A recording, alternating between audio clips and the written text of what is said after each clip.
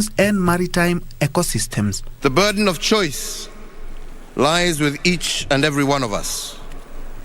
Over the last decade, we have accumulated sufficient knowledge of all the risks and opportunities and deepened our understanding of actions that we should take. The head of state pointed out that 2/3 of global waters lie in areas beyond national jurisdictions (ABNJ) of economic exclusive zones, noting that inaction in one sea affects other seas, adding that oceans were the most underappreciated resource in the world despite their centrality to human existence. Most of us do not comprehend just how central the ocean is to human existence. And for this, let me just cite a few examples which underscore why we are in this meeting today.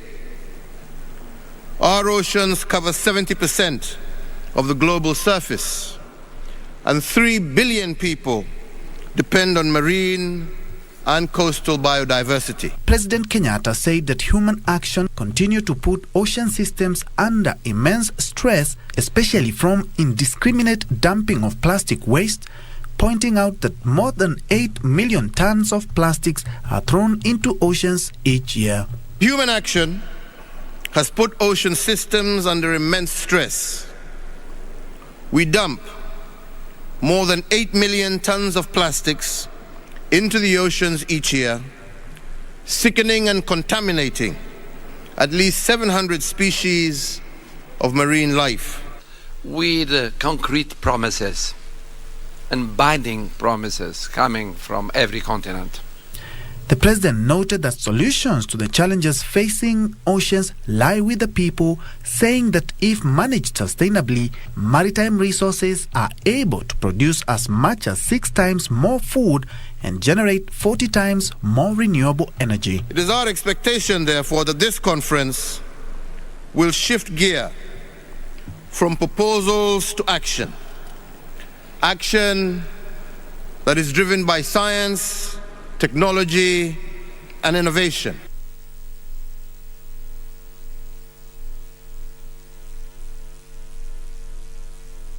Well, now this just takes us back to Kenya's involvement in as far as the matters of the blue economy blueprint is concerned. And also all this is geared up towards the COP27 that is set to take place in the course of this year in Egypt. Maritime safety, maritime conservation there. Now let's talk about the high cost of living, with the cost of maize flour having expected to go down after the government scrapped all charges and levies to maize imported into the country. The move now opens way for over 200 trucks carrying maize from Malawi, Tanzania and Zambia, which were stuck at the Namanga border point. The government made the decision after wide consultations with key stakeholders and the acute maize shortage in the country.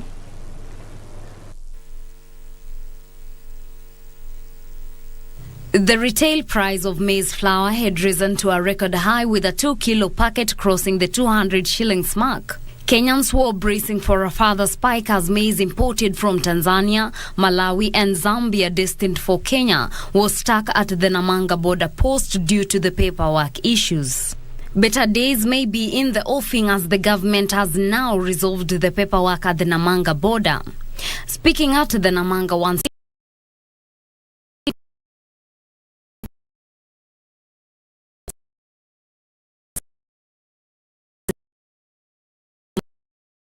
maize importation is geared towards empowering private importers to import sufficient maize in the country and cut millers' cost of production. We have decided that we will suspend all levies and charges imposed on maize imported into the country, even as we wait for the other maize that millers were authorized to import from various destinations that was duty-free, which is likely also to arrive. This measure is intended to reduce the costs of maize that is coming into the country and therefore impact on the price of maize and unga that is increasing in our retailing points across the country. The shortage has further been exacerbated by farmers who hoard their produce, anticipating a further increase in prices. The CS warned the farmers that they risk incurring losses once the prices come down. We are also asking those who are holding maize, because we know there are people and individuals holding maize. When this cheap maize comes, don't complain. Don't complain, because they'll start complaining that their prices have gone down. He said the tax scrapping will be gazetted on the 1st of July and it will be effective for the next 90 days. And the question that a majority of Kenyans are asking then, will the price of unga come down? Currently retailing on an average of 200 shillings to 213 shillings for a 2 kg pack of maize flour. Now into the politics.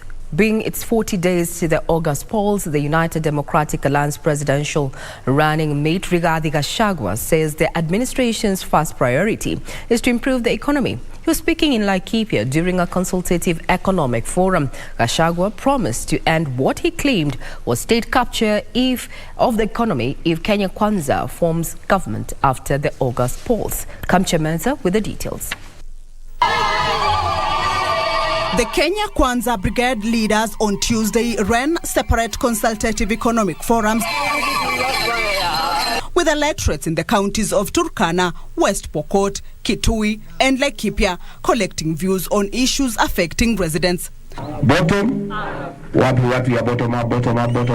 The United Democratic Alliance presidential running mate Rigathi Gachagua led the vote-hunting mission in Laikipia County, accompanied by Laikipia Senator John Kinyua. It is your government. Na ndio mimi niko hapo. Hata kama ninasaidia William Ruto kuongoza Kenya, si mnajua bahali roho yangu iko? Si mnajua? Iko hapa. Na hakuna mambo yetu inaweza haribika hata moja. A meeting that saw residents cite challenges facing them, top on the list being insecurity. Siku ya leo itaandikwa katika kumbukumbu za historia kwa sababu shida zetu za Laikipia zimeandikwa vizuri, hasa mambo ya usalama, mambo ya title deed. One assurance nikiwa hapa Laikipia. Mambo ya watu kuuawa na kupigwa Laikipia tukichaguliwa, it is a thing of the past. It will never happen. Ever happen. A different team led by ANC party leader Musalia Mudavadi, accompanied by Amason Kingi and Alfred Mutua, wooed voters in Kitui County, assuring them of the alliance commitment to address their concerns. Ikiwa tunataka tujikomboe kwa shida hii ya kiuchumi, ni lazima sasa tuweke serikali ambayo itazingatia uchumi. Hatuwezi kuleta ruwaza ama manifesto ya Kenya pasipo kumhusisha Mkenya mwenyewe. Moses Wetangula, Josephat Nanok and Aden Duale drummed up support for the alliance bottom-up economic model in Turkana County. Ukiniuliza mimi, kwa miaka 16 ya maisha yangu ya kwanza sikuwa na kiatu. Tunajua, tunaelewa inayomfinya mwananchi wa kawaida. Mkipata kiti, tafadhali sana mtukumbuke kama wamama. Kwanza tunataka kuimprove ile hatchery system ya kuproduce vifaranga, na vifaranga wamama wafuge, wakifuga wauze. The alliance is racing against time to conclude the economic forums ahead of its manifesto launch on 30th of June.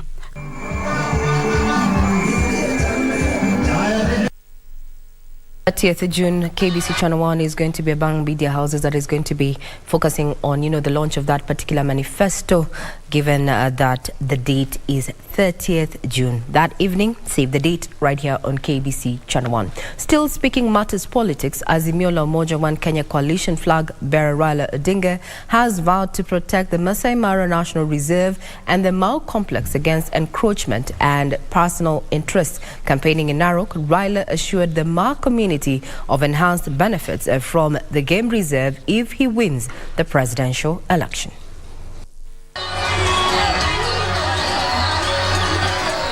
Former Prime Minister returned to Narok County to popularize his presidential bid at a time communities living around the Masai Mara National Reserve are lamenting reduced benefit from the resource.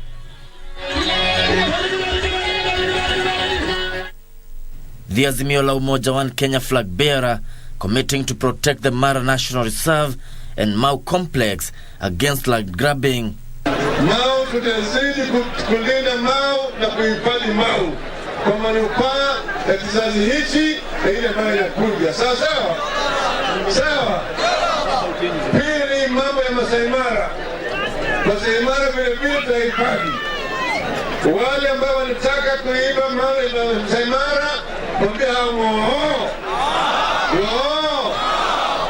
ODM's Narok gubernatorial candidate Moitalel Olekenta pledged to reform the revenue collection system at the game reserve as well as restore the Mau complex. In this county, we have had looters coming from outside, looting and taking away all our resources. Sasa hiyo itakwisha. Mambo ya Masai Mara itakuwa kazi ya watoto wetu. Hii ni mali waliachiwa na baba yao. Hakuna mtu tena ataingia Mara na 70 ama 80% ya wafanyikazi wa Mara watakuwa jamii ambayo ndio wenye Mara. The Azimio la Umoja team rallied the Narok electorate to turn up on 9th August and elect leaders of integrity. Wamasai hawa ni watu ambaye ni wafugaji wa ng'ombe. Ile jambo ambaye mimi ningeomba ni kwamba wakati utachukua kiti kama president kwa market ya ng'ombe yao, kwa sababu ile nyama ambayo inauzwa. Tumesema wakati huu tarehe 9 mwezi wa 8 tutasema baba atakuwa ni Raila Amolo. Wangapi wanasema baba anaenda State House? To the corridors of justice, where Murang'a County Governor Mwangi wa Iria is pleading with the Chief Justice Martha Koome to intervene in the ongoing standoff with the Independent Electoral and Boundaries Commission. The Usawa Kwa Water Party leader believes that the matter is no longer a legal tussle, but an administrative issue. Wairia was barred by IEBC from contesting in the presidential election after he failed to meet the requisite qualifications.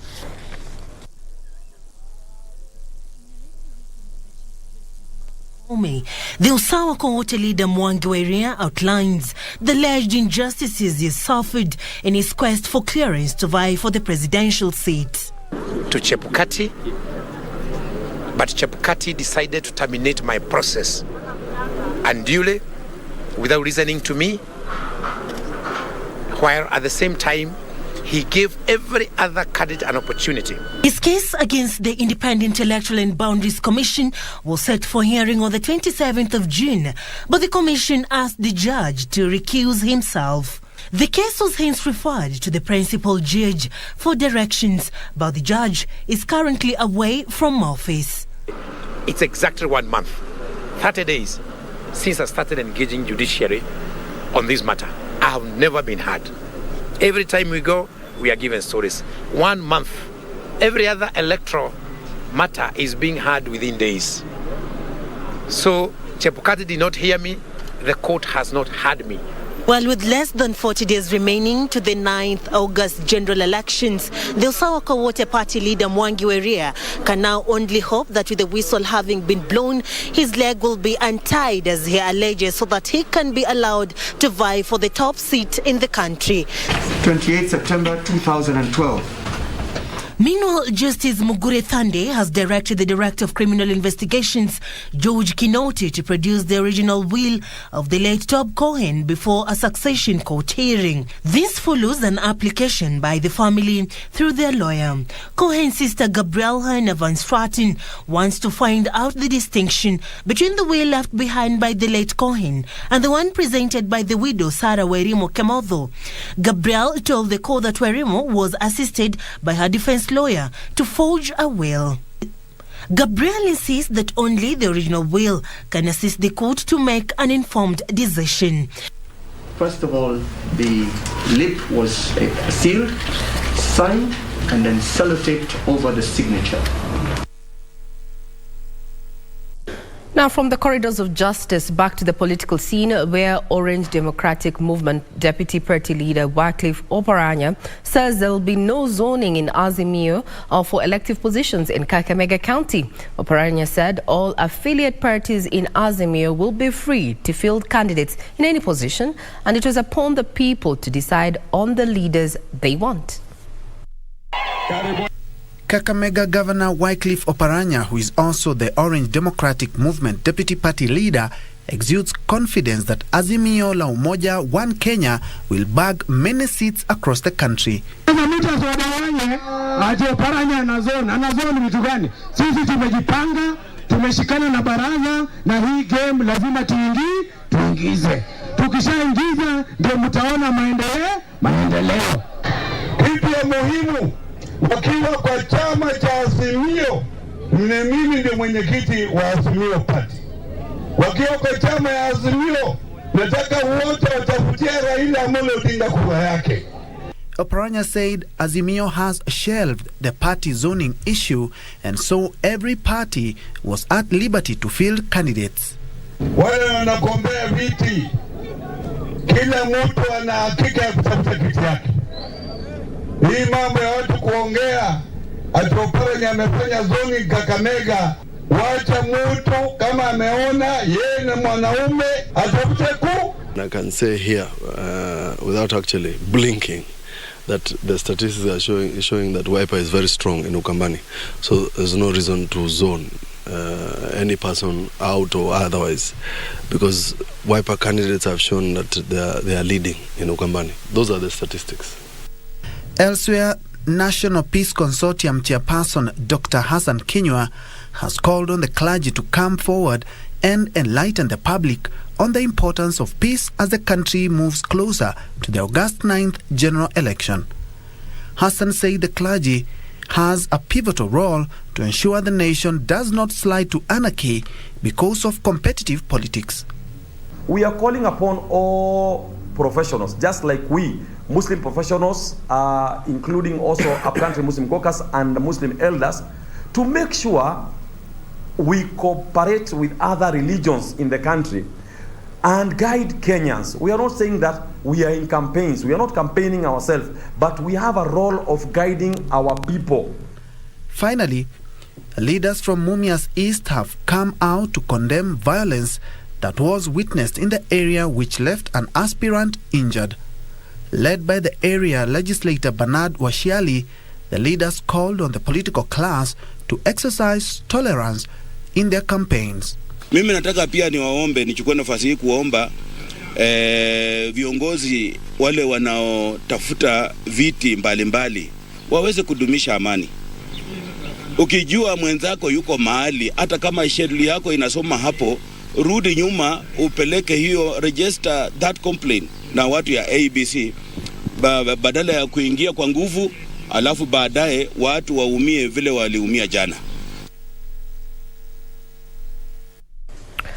Now, the Kenyan government has set aside 70 million shillings to construct a safe house in Saudi Arabia to rescue Kenyans who have lost their jobs, are stranded, or get abused while working in the Middle East country. Now, speaking in Mombasa during the official launch of the National Job Fairs, Labour Cabinet Secretary Simon Chelagui said the government is committed to the safety, respect and protection of human rights of its citizens. Labour Cabinet Secretary Simon Chelagui says under or unemployment is the most challenging social issue in the region, and the government is committed to ensuring it closes the gap and eradicate poverty. The government has, however, put on notice unscrupulous agencies aiding unlawful migration of workers to the Middle East who end up suffering. We look forward to a day when employers here in Kenya, private employers agency, will be able to coordinate online with private agencies abroad, and they will be able to track our Kenyan workers almost online, almost spot on, to know where they are and how the welfare is. Chelagui said working with the right agencies will underscore the integrity that those working abroad are genuinely migrant workers in search of jobs. The CS urged Kenyans seeking employment opportunities, both local and international, to log into National Employment Authority website and apply positions matching their qualifications. National Employment Authority is expected to give enhanced job promotions and interventions as the government is working on strategies to create employment opportunities, among them reduction in cost production, simplification of business registration processes, among others. Last mile connectivity, promotion of science, technology and innovations, and improved ICT. The government has also enhanced the affirmative action funds such as Uwezo Fund, the Women Enterprise Fund, and initiatives such as access to government procurement opportunities. The CS added that another move the government has made is by partnering with organizations such as International Organization of Migrants Kenya, where they will be able to moderate, reduce and standardize the way they treat workers, both local and foreign workers. This is an opportunity for us, and we believe we'll be able to prevail on countries that still abuse workers, countries that still undermine the welfare and the rights of workers who are providing service. We are offering service to other people, whether it is domestic work, whether it's skill and skill. That is a service, and that service needs to be respected, paid for, and taken care of. He noted that there is excess skills in the country such as medical and hospitality, and there is need to organize the opportunities in a systematic way so that no Kenyan is abused or loses life in search for greener pastures.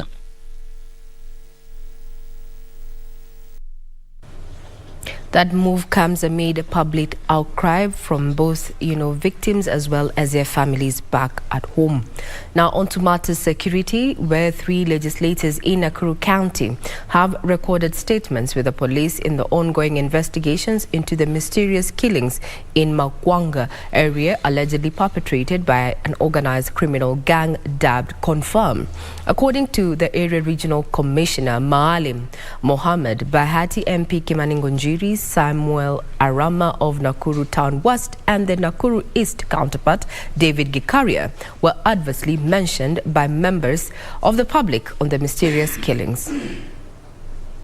Tension remains high in Nakuru County following the mysterious murders targeting women. The latest incidences occurred back-to-back within 2 weeks in Mawanga area in Bahati sub-county, where a number of women were raped, killed, and their bodies burnt under unclear circumstances. The police have launched investigations into the rising cases of mysterious murders allegedly perpetrated by an organized criminal gang dubbed Confirm. Lakini si jina Confirm pekee, kuna wenzao wengine wanaitwa Mauki, kuna wale wanaitwa Nyuki Squad, kuna Gaza na kuna Jerusalem, na hata Boston Prowlers. According to the Area Regional Commissioner Maalim Mohammed, 3 members of parliament have recorded statements with the police after they were adversely mentioned by members of the public on the mysterious killings. Mheshimiwa Bahati vile mmesema Ngonjiri, Arama of course ameitwa labda kupeana kama kuna kitu yote anajua kama kiongozi. Yule mwingine ni Mheshimiwa Gikaria wa Nakuru East. So far, 128 suspects have been arrested, with the regional commissioner revealing that the crime wave in Nakuru is linked to drug trafficking. Ni watu wamejulikana, ndo wanapenda hizo drugs kwa wao vijana kama peddlers wao, na ndo ina facilitate hii kazi yao kuweza kuendelea. Among the recovered items include 40 knives and swords, 10 motorbikes, 436 mobile phones, over 300 rolls of bang, as well as other drugs including heroin. Maalim assured Nakuru residents that security agents have been deployed in all hotspot areas. This development coming even as shock and grief engulfed flyover area which borders Kiambu and Kirinyaga counties following the mysterious death of an elderly couple. According to the family members, nothing was stolen at the scene of crime and they are still puzzled with the unfortunate turn of events. Kuni zilikuwa makuni kama 4 na panga ndizo zilikuwa zinawakatakata na wamepigwa tu kichwa, hawajapigwa pale kwingine. Ni kitu ya kuhuzunisha kwa sababu hawa watu ni wazee, ni watu ambao wako na miaka ya kuanzia 70 years old. Unaweza jiuliza ni kwa nini jambo kama hili lifanyike. The family members are demanding justice even as they decry the deteriorating state of security in the area. Quite unfortunate there. I hope justice will be met for the victims as well as their families. Now, before we delve into matters business, just to remind you that Kenya's positivity rate is still above 10%, with statistics indicating that the country's positivity rate in as far as COVID-19 infections are concerned, as recorded, stands at 12.2%, and this is after 439 cases out of a sample size of 3,937 was sampled there. So continue taking care of yourself and your sister. Now, crossing over to matters business and talking about, renewable energy, access to solar lighting products is set to ease following the entry of 14 more solar companies under the second phase of the Kenya Off-Grid Solar Access Project, KOSAP. The 390 million shillings project aims at increasing the uptake of solar home systems across 14 counties considered off-grid. More households and businesses in Kenya are embracing solar energy to either supplement electricity supply from the national grid or for their energy needs. This is on account of high cost of electricity or in some cases erratic supply from the national grid, which has favored solar energy. I want you also to know that solar has really not become a very easy thing in this country. Whereas countries like Morocco, countries like the Arab United Emirates, their tariff on solar stands at about 1.5 to 2. The tariff for solar in this country is 12. And that's why then it's not so much of an easy venture. And that's why we really must also find a way in which we can actually be able to ensure that the solar component, because there is modernization, and the prices for the solar should be coming down. This has led to the growth of the commercial photovoltaic system marketplaces, with sales estimated to be between 25,000 and 30,000 photovoltaic modules made yearly, and 1 or 2 megawatts of utility solar installed. To further boost access to solar home systems, the government, in partnership with the Bank and Dutch energy firm SNV, has rolled out the second phase of Kenya's off-grid solar access project, KOSAP. And for clean cooking has been to reach 2.5 million people reaching access to clean cooking, and 1.9 million people gaining access to off-grid solar. This round, we are really encouraging that the companies really focus on involvement of local last-mile entrepreneurs in this particular implementation. Under the project, 390 million shillings will be shared out among 14 firms that have been selected to undertake the supply and distribution of solar equipment across 14 counties under the KOSAP project. And of course, the 14 countries, as you will bear with me, the West Pokot, Turkana, Marsabit, Samburu, Isiolo, Mandera, Wajir, Garissa, Tana River, Lamu, Kilifi, Kwale, Taita Taveta, and Narok. Definitely, if you look from the map, these areas are also difficult. So for some of you who are going to provide services, you really must be focused. Rest or what you expect to deliver from those counties might actually experience some challenges. Principal Secretary, Ministry of Energy, retired Major General Dr. Gordon Kihalangwa, says this is part of the government's efforts to achieve universal access to electricity by 2026 as per the Kenya National Electrification Strategy.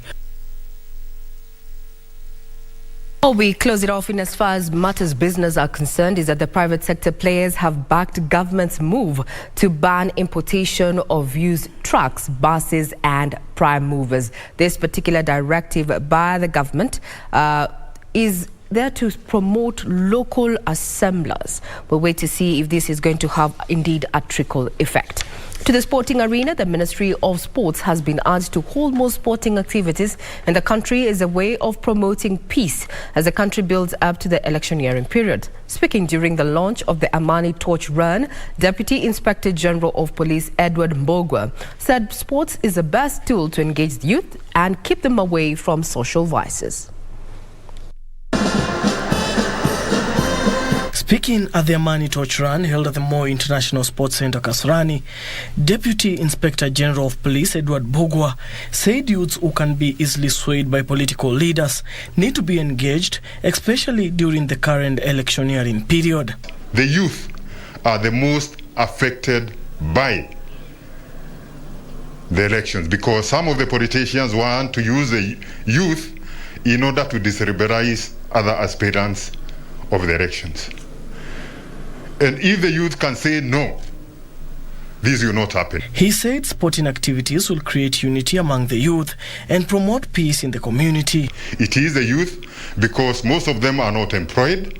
Most of them are very vulnerable. If they are given something small, they can be used to light fire in our country, which we don't want to happen. We want peace. Amani Torch Run was organized by Special Olympics Kenya, and the National Police Service was aimed at promoting peace as the country builds up to the August general elections.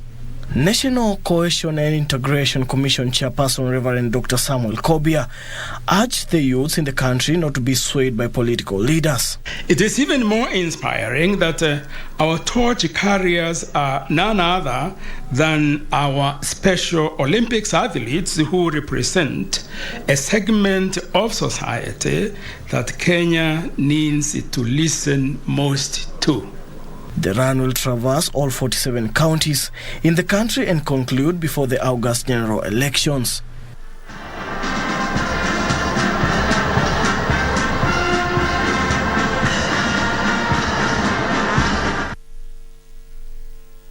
Well, that effectively puts a cap on matters in the headlines. Remember, further details are available on our website. We'll take a quick breather. When we're back, we're going to be skipping through the papers to just find out what has been given priority in today's dailies. To keep it right here.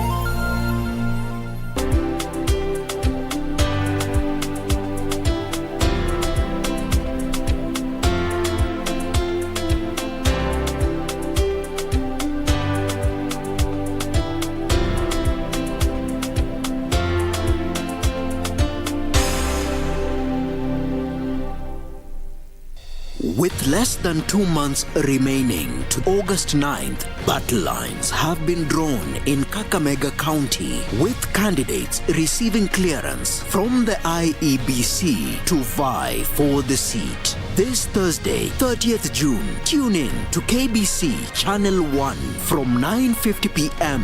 for a live gubernatorial debate and get to know each candidate's development agenda for Kakamega County.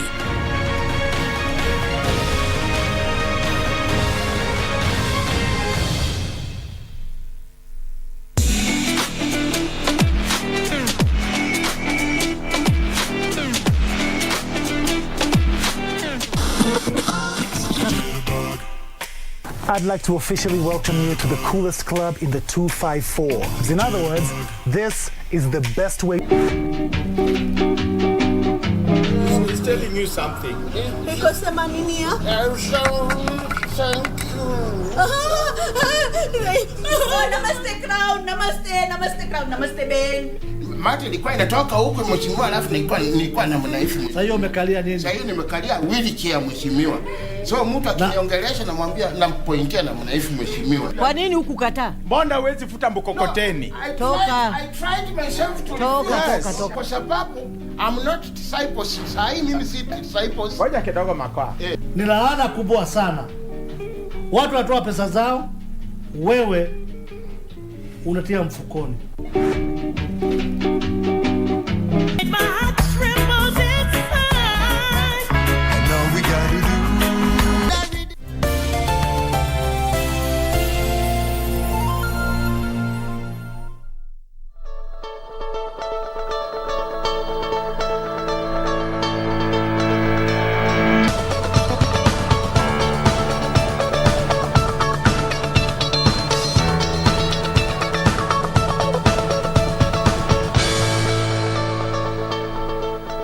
Good morning. Thank you for still keeping us company right here. You're watching Good Morning Kenya. And in not too long, we're going to be talking about pension schemes and what are the advantages of having such in your plan. You know, you do not have to wait until you're almost retiring to start saving or rather investing in such a scheme. But before we get to that, let's look at what we have on the papers this morning. I have a copy of the Standard being the 29th of June 2022. Just in case you haven't filed your tax returns, you have around 30 to 24 hours give and take to do so. The deadline is tomorrow.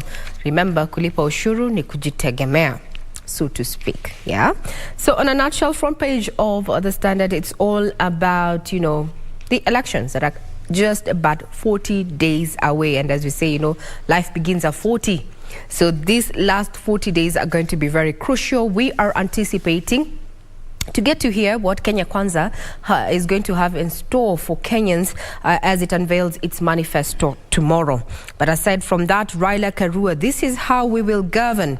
Now, in an interview that was televised by various media houses, including our very own KBC Channel 1, and we had our reporter Nancy Okware there ask questions around matters of health, and she did an exemplary job just trying to put, you know, at level when it comes to matters of health and what plans that the two have going forward if they clinch the top seats. This was televised, and you can get a sneak peek just in case you missed this. You can get it on our YouTube channel at KBC Channel 1. Now, Azimio la Umoja has given 7 demands to IEBC. They pertain the list of a list that is certified copy of the register of voters, including their names and ID numbers, the ballots, the design of the ballot papers, and location of the contracted press. Training curriculum of training for election officials and training dates, transfers, names of officers involved in illegal transfer of voters and the action taken. Management, this is emergency phone contacts for all officials manning critical poll areas. Technology, the number of KIMS, kit functionality, status and distribution plan. And last but not least, centers, the names, physical location and connectivity of all polling stations. Now, these are just 7 demands that have been issued by the Azimio flag bearer and his running mate, Martha Karua, you know, to the IEBC on 7 issues that we have just named there that they want addressed ahead of today's meeting with the 4 candidates there. IEBC is going to be meeting the 4 candidates, so we'll be keeping tabs on that and if these 7 demands are going to be met. Talking about Kenya Kwanza, now Kenya Kwanza is banking on a new strategy of signing charters and with interest groups to lock votes as the race to State House gets tighter. Yesterday we saw them running simultaneous economic forums spread across the country. We had some happening in Kitui, so to speak, and now targeting this charters, targeting children. Last week we had them have a forum and a charter with education stakeholders. This is part of their strategy to ensure that they clinch the top seat after the August polls. Now, there's a special report in this particular daily also after August 9th ills that may cost politicians their seats. This has happened before. Now, in the heat of the moment, politicians are using all tricks to emerge victorious, but down the road, this will come to crush their dreams. We revisit some of that have led to nullifications. Just allow me to look at those ills so that we can know who is walking the wire, so to speak. So, academic certificates are hotly litigated issue for Nairobi Senator Johnson Sakaja could be a thorn in the neck in the long run should he win the gubernatorial race, as happened to Wajir Governor Mohammed Abdi Mohamud. Both the High Court and the Court of Appeal nullified Mohamud's election on account that he did not have a valid undergraduate degree, certificate and a master's degree from Kampala University to contest for the seat of governor. You want to, look at the other ills that may come to haunt the political careers of these leaders? Well, you can get yourself a copy. Remember, further details will always be available on our website. That's just but a sneak peek of what we have on this particular daily. Doreen. Just start you off with what the PD is holding for you this Wednesday morning, and it begins off with actually what is set to happen today in respect to IEBC meeting the 4 presidential candidates. It had planned for that, and they're set to do that this morning. So the main header just goes: fireworks looms at today's IEBC talk with the big 4. As they say, those are the 4 presidential candidates, and so it's expected to be one of expected to be on the agenda are the thorny issues of IEBC failure to make public the KPMG audit report. IEBC just released the numbers and figures of the people that are supposed to participate in these elections in terms of the voters there. They released the figure of the 22.1 million registered voters. It also just in the audit report, it released those that had been removed from the register due to various reasons, such as duplicate documentation, not registering the proper copy of the ID, as well as the dead voter. So those are just some of the details they released, but they did not put it to the public. And so this is some of the issues that will be coming out. Also, other issues as this meeting comes to fore today, but is also that issue of the digital register versus the manual register. This is what all these candidates and also a section of Kenyans have been urging the IEBC to do, to ensure that they also can use that complementary mechanism, as we say, which is the manual register. But even as it stands, IEBC has still remained steadfast, saying that the digital register is what will be of priority, and that is basically what they're going to use. So even as this meeting is coming, today's meeting just comes at a time when both Ruto and Raila, together with their allies, seem to be reading from the same script on several issues, among them also the need for IEBC to provide details on the printing of more than 120 million ballot papers. And again, also as Raila Odinga, together with Martha Karua, speaking to a section of journalists yesterday, these are some of the issues that they raised in respect to this meeting that is supposed to be happening today with the IEBC, just saying that also IEBC needs to really come out open and say how they are able to procure some of these materials, like the BVR kits for transmissions, the KIMS kits for registration, and also the ballot papers, the printing, and how they were able to get all these materials that they are going to be using during the election. So we wait to see how this meeting will pan out, and if at all these issues that the candidates are raising will be ironed out. And also ballooning prices of maize flour chokes shoppers. We also have had this story on our GMK news brief, whereby the agriculture CS right now paves the way for duty-free importation of grain, and this is to increase supply in the hope that it might bring down the cost of maize flour, which right now, as we said, it's retailing at about 200 to 213 in some areas in the country,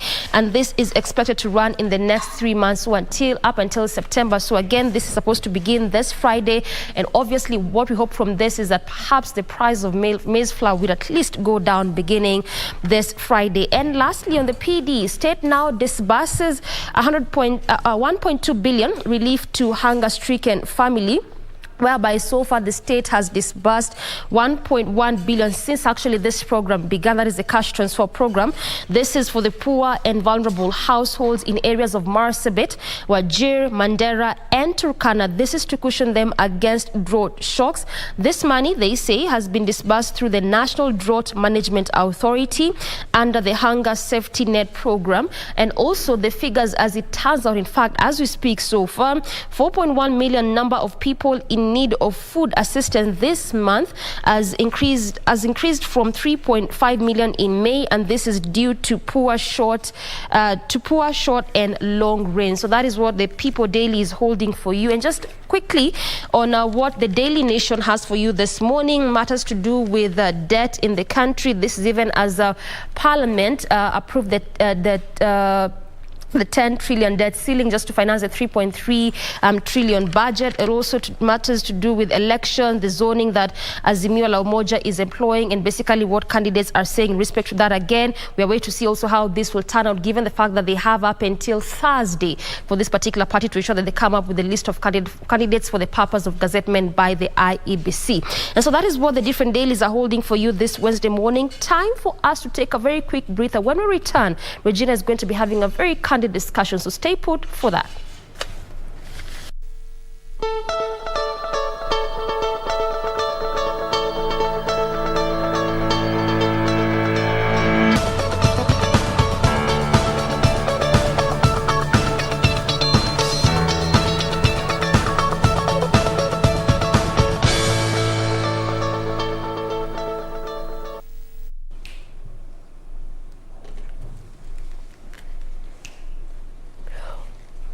Well, good morning if you're tuning in. This is still KBC Channel 1, and we have shifted gears from stories that have been making headlines in the last 24 hours to a conversation that you and I definitely need to have. What is the best investment vehicle for you? Are you saving for your retirement? Does it earn you some interest in this? We're going to be talking about pension schemes with a keen focus on the Postal Corporation of Kenya. Joining me in this conversation is none other than the CEO, the Postal Corporation of Kenya, Elijah Koskei. Thank you, sir. Thank you for your time. Thank you. Thank you. When Kenyans hear about pension schemes, they're thinking, I can only participate or rather get into a pension scheme when I'm retiring. Maybe let's start off from that point. Let us understand what a pension scheme is all about. To you, sir. Okay. Thank you. Thank you, Regina. Pension scheme is basically an avenue in which people are able to save for their retirement when they are still working. Maybe even before we go there, I represent the Postal Corporation of Kenya Staff Pension Scheme and Staff Retirement Benefit Scheme, a scheme that was established in the year 2002, currently at a fund value of over 6 billion shillings. And we manage pension funds for employees of Postal Corporation of Kenya, a state corporation within the Republic of Kenya, in which employees, when they get employed, they are able to save for their retirement. Mm-hmm. So maybe going back to your question, why is it important to save for retirement?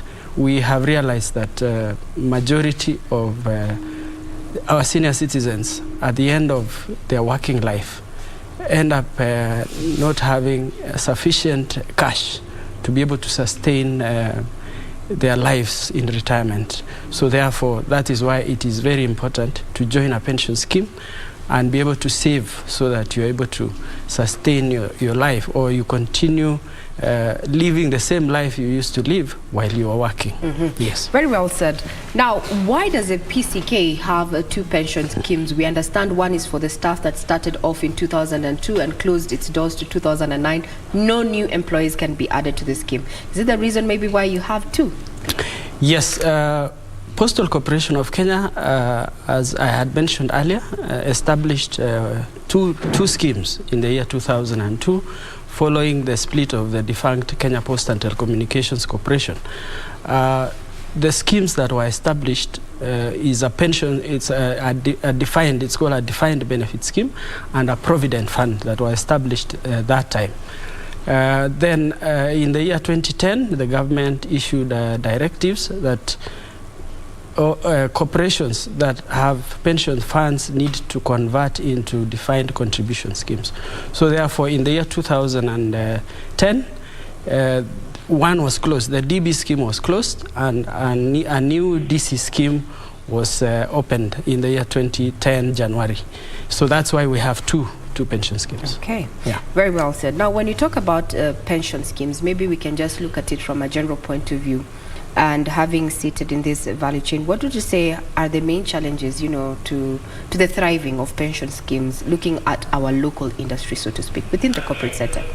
Yeah, pension schemes mostly employees receive. Employees are paid based on what is saved in the schemes. For example, I'll talk about a defined contribution scheme. A defined contribution scheme is an arrangement where employees contribute a certain percentage of their salaries, and the employer tops up the difference. Actually, the employer tops up at a certain rate as well. For example, in our case now, employees contribute at the rate of 7.5% of their basic salary, and employer tops up 12%. Those contributions are supposed to be remitted to the scheme for investments through the scheme custodian. The scheme custodian receives the contributions and invests through the fund managers the investments. So some of the major challenges that most of the pension schemes, and particularly public sector pension scheme, I would say public sector in the sense that these are pension schemes that are owned by parastatals, for example, or other government entities. So most of the challenges that they often face are issues to do with non-remittance of contributions. Mm-hmm. That has really been a big challenge to most of the schemes, but the government is in liaison with those institutions are working very hard to ensure the funds are remitted. Yes. Now, non-payment, delay in payment, non-remittance are the major challenges facing these pension schemes. Yes. So how do pension schemes actually circumvent that? Is there a recourse for that? Yeah. No, there are several ways in which institutions can overcome that, and particularly the sponsors of these pension schemes. We saw, I think, in the year 1999, when Telposta pension scheme was established. The Telposta pension scheme was established after the split of Kenya Posts and Telecommunications Corporation, and thereafter we established the Postal Corporation of Kenya. Now, what happened is, for the issues that were there, especially the non-funding, the mother institutions, which are the sponsors, were forced to transfer certain assets in form of property to these schemes. Now, those assets now started again becoming a challenge to the schemes, because one, schemes require liquidity for you to be able to pay your benefits. When an employee retires, for example, you pay them their cash immediately. The regulations require that you must pay within a period of 30 days. Now, if you have your investments in, say, property, you will realize that it would be very difficult to liquidate, and therefore disposing the property for you to pay benefits is not a good option. So you must be able to have the liquidity that you need in the schemes. So the only way schemes are able to circumvent the challenge of non-remittance is through constant engagements with the sponsor, and by extension the government, for them to be able to fund the deficit that can arise from non-remittance. Now, talking about liquidity, a report in 2021 indicated that some retirees who had already left office between the year 2016 to 2021 were still owed 1 billion shillings. Where are we at in as far as that? Engagements are still ongoing between the sponsor and the scheme trustees to ensure those remittances are made.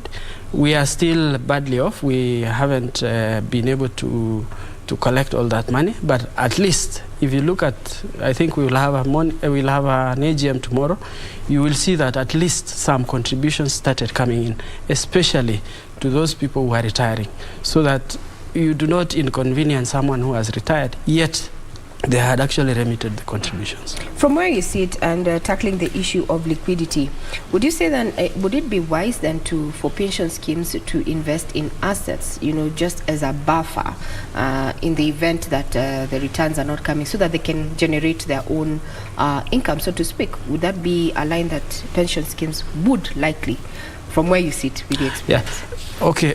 Pension schemes are guided by on investment, guided by regulations, yes, which are issued by the Retirement Benefits Authority, that gives the limits within which a scheme can invest in. For example, I'll give an example of, say, property. For example, the schemes are not allowed to invest more than 30%. So measures must be put in place to ensure that investment in property is not more than 30%, so that liquidity is achieved. Also, in the same guidelines, RBA can actually allow you to invest in government securities up to the tune of 90%. This mainly is because of the security. I mean, you are almost sure that you are able to receive your returns if you invest in government securities. The Retirement Benefits Authority also has allowed pension schemes to invest in alternative investments up to the tune of 10% of the fund assets. These can include private equity, infrastructure bonds, and the rest, and the others. Yeah. Yes. Now so we can invest only guided within the laid down parameters. Yes. With regard to that matter. Yes. So 90% in government bonds, and this maybe comes into the fact that if you invest in government, you're likely to have your returns. There's always that surety. Exactly. So these retirees are going to earn from that particular investment. Maybe we can do the 30%. Maybe review it to more, because we're seeing other the cooperative movement is really moving into asset investment in asset, and this is keeping the cooperative movement actually churning with a portfolio of over 1 trillion shillings, investing left, right and center. But that is for the regulator, so to speak. The regulator, yes, we can talk about that, but when you look at the immovable property as an investment class, it is very difficult sometimes to liquidate, and especially when you're required to pay benefits, because a scheme is really established to be able to pay benefits as and when they fall due. For example, if you retired today, you would want your money within even 7 days. As a scheme, we have agreed that if we receive your claim today, there is no point to even go beyond the 30 days that are required by the authority, because we have the liquidity. But if you have invested, say, in immovable property, you are asset rich, what we usually say, you're asset rich but cash poor, because you have the assets all over the place, but you do not have the cash. So that's why the authority came up with those guidelines to say any scheme should really not invest more than 30% in property. For liquidity purposes. Now let's look at another risk when it comes to pension schemes, and this is the lack of longevity in as far as insurance is concerned. How are you tackling that? In pension schemes, right now we have increasingly seen that people live longer, and therefore the need for people to save more, the longevity risk, where nowadays people live longer. Our life expectancy has gone up. Yes. We are no longer talking about dying in a few years, but we find people living beyond the 100 years. So therefore, there is for need for people to consider the fact that you can actually outlive your investments, and therefore you must be able to find other alternative ways in which you can be able to save.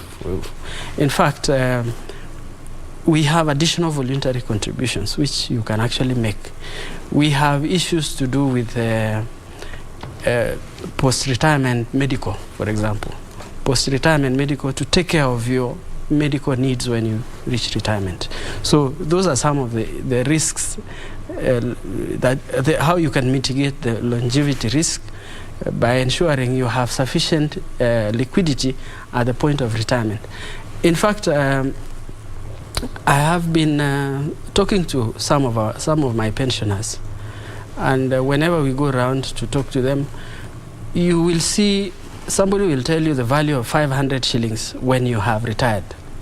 That you can actually be able to take a matatu and go to town to get your 2,000 shillings pension and be able to buy a shirt and be able to entertain your friends over a cup of tea.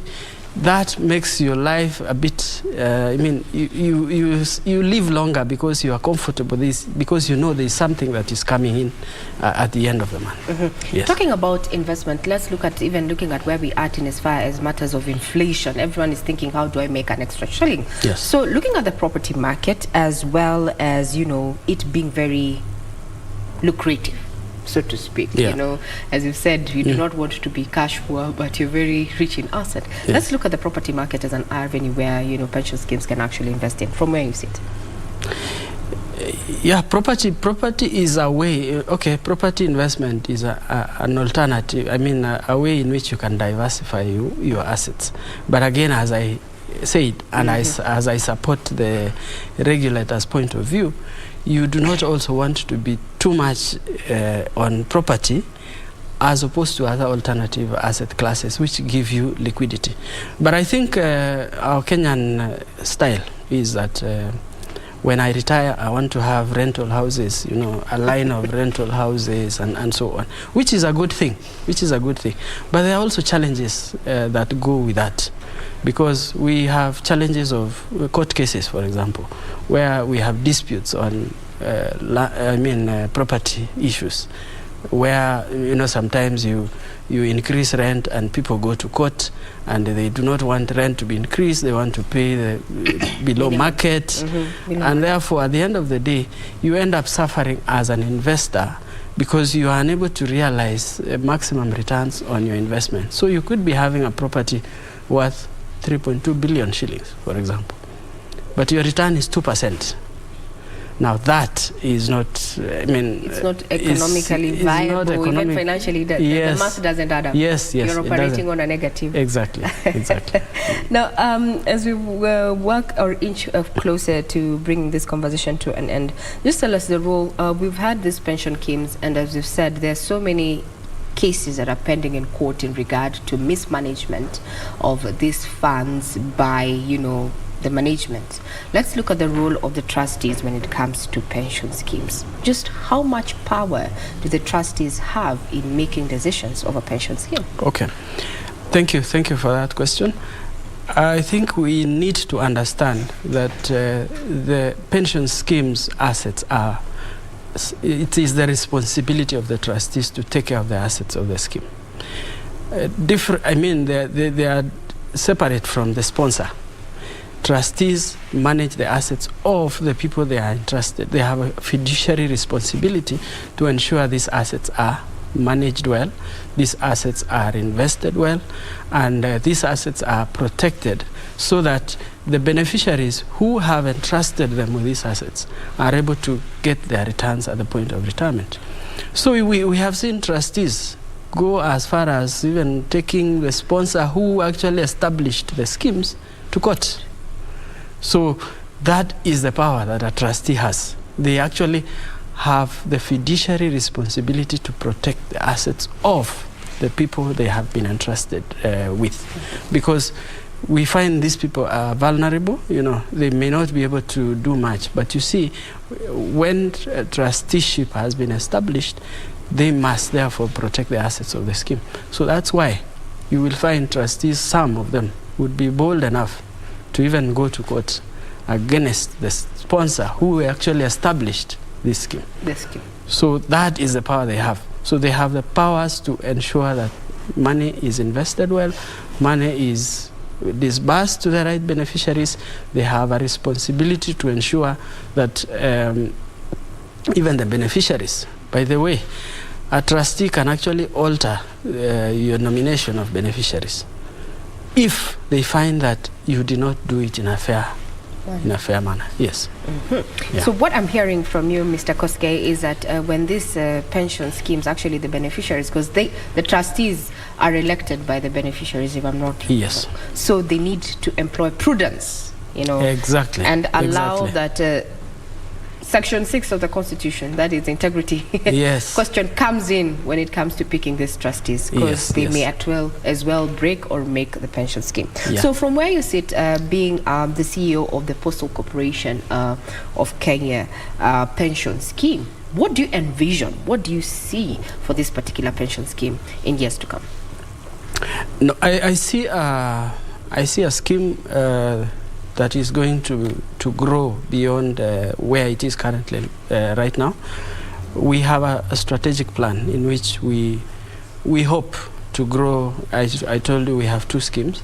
We have the DB scheme, which is a closed scheme that was closed in 2009.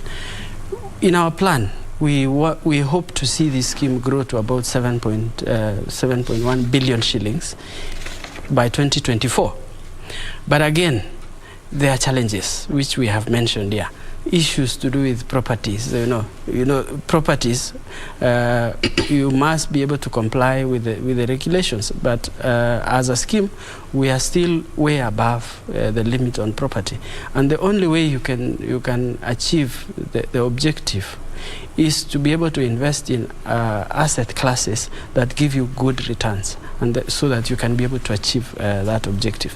When we talk about the DC scheme, the one that was established on 1st of January 2010, we still have challenges on issues to do with remittances, but we are liaising with the sponsor as well as the National Treasury to be able to transfer certain assets, to be able to bridge the gap, especially the issues of the non-remittances. So we see these schemes growing.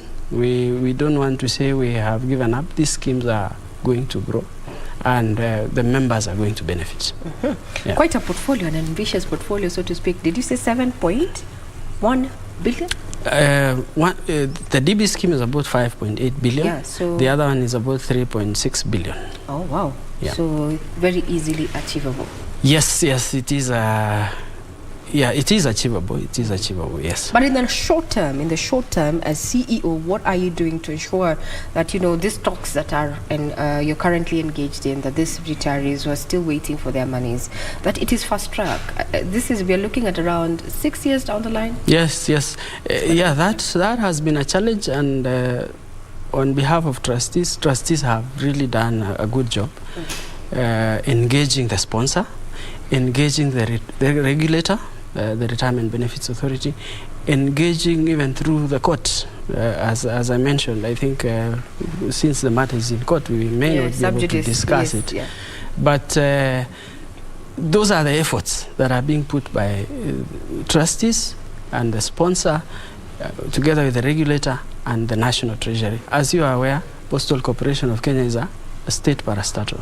And therefore, they can't wake up tomorrow and say, we are transferring for you this property. They've got to seek the authority of the Treasury for them to be able to transfer those assets. Mr. Koske, I'm giving you 1 minute to give us a parting shot in regard to the pension scheme and why you think that this is an avenue that is going to secure the future of persons who are already under the scheme. Okay. Thank you, Regina. In my parting shot, I want to say that saving for retirement is very critical, and I want to appreciate the role that has been played by the regulator. I think in the recent past we have seen them trying to reach out to as many people as possible. They have now opened offices at Huduma centers to be able to reach as many people as possible. So let us take advantage of this. They have given us opportunity to be able to ask questions, to be able to get clarifications, and especially on matters to do with pensions. But again, I would also want to challenge the young people. The young people really do not believe in saving for retirement. I remember discussing with one young person some time back. She told me that, why should I am 25, why should I start saving money? Why can't I start investing on my own? But that conversation starts to change when you reach 40 years. You start saying, I wish I had started saving. So we want to change that conversation. We want people to start saving early. So as we talk about our own schemes, we have our annual general meeting tomorrow, where we have we will be broadcasting live through KBC Channel 1, and we invite our members to be able to follow us through KBC, through Zoom. We have provided the Zoom link, and we have a few targeted audience we have invited to be able to attend the broadcast, which is going to be live at the Hilton Hotel tomorrow. Thank you. Now, I had given you a minute to do a parting shot, Yes. and I think you've done such a brilliant job. And there's a question that is coming in, that who is entitled, or rather who can actually benefit from the Postal Corporation pension scheme?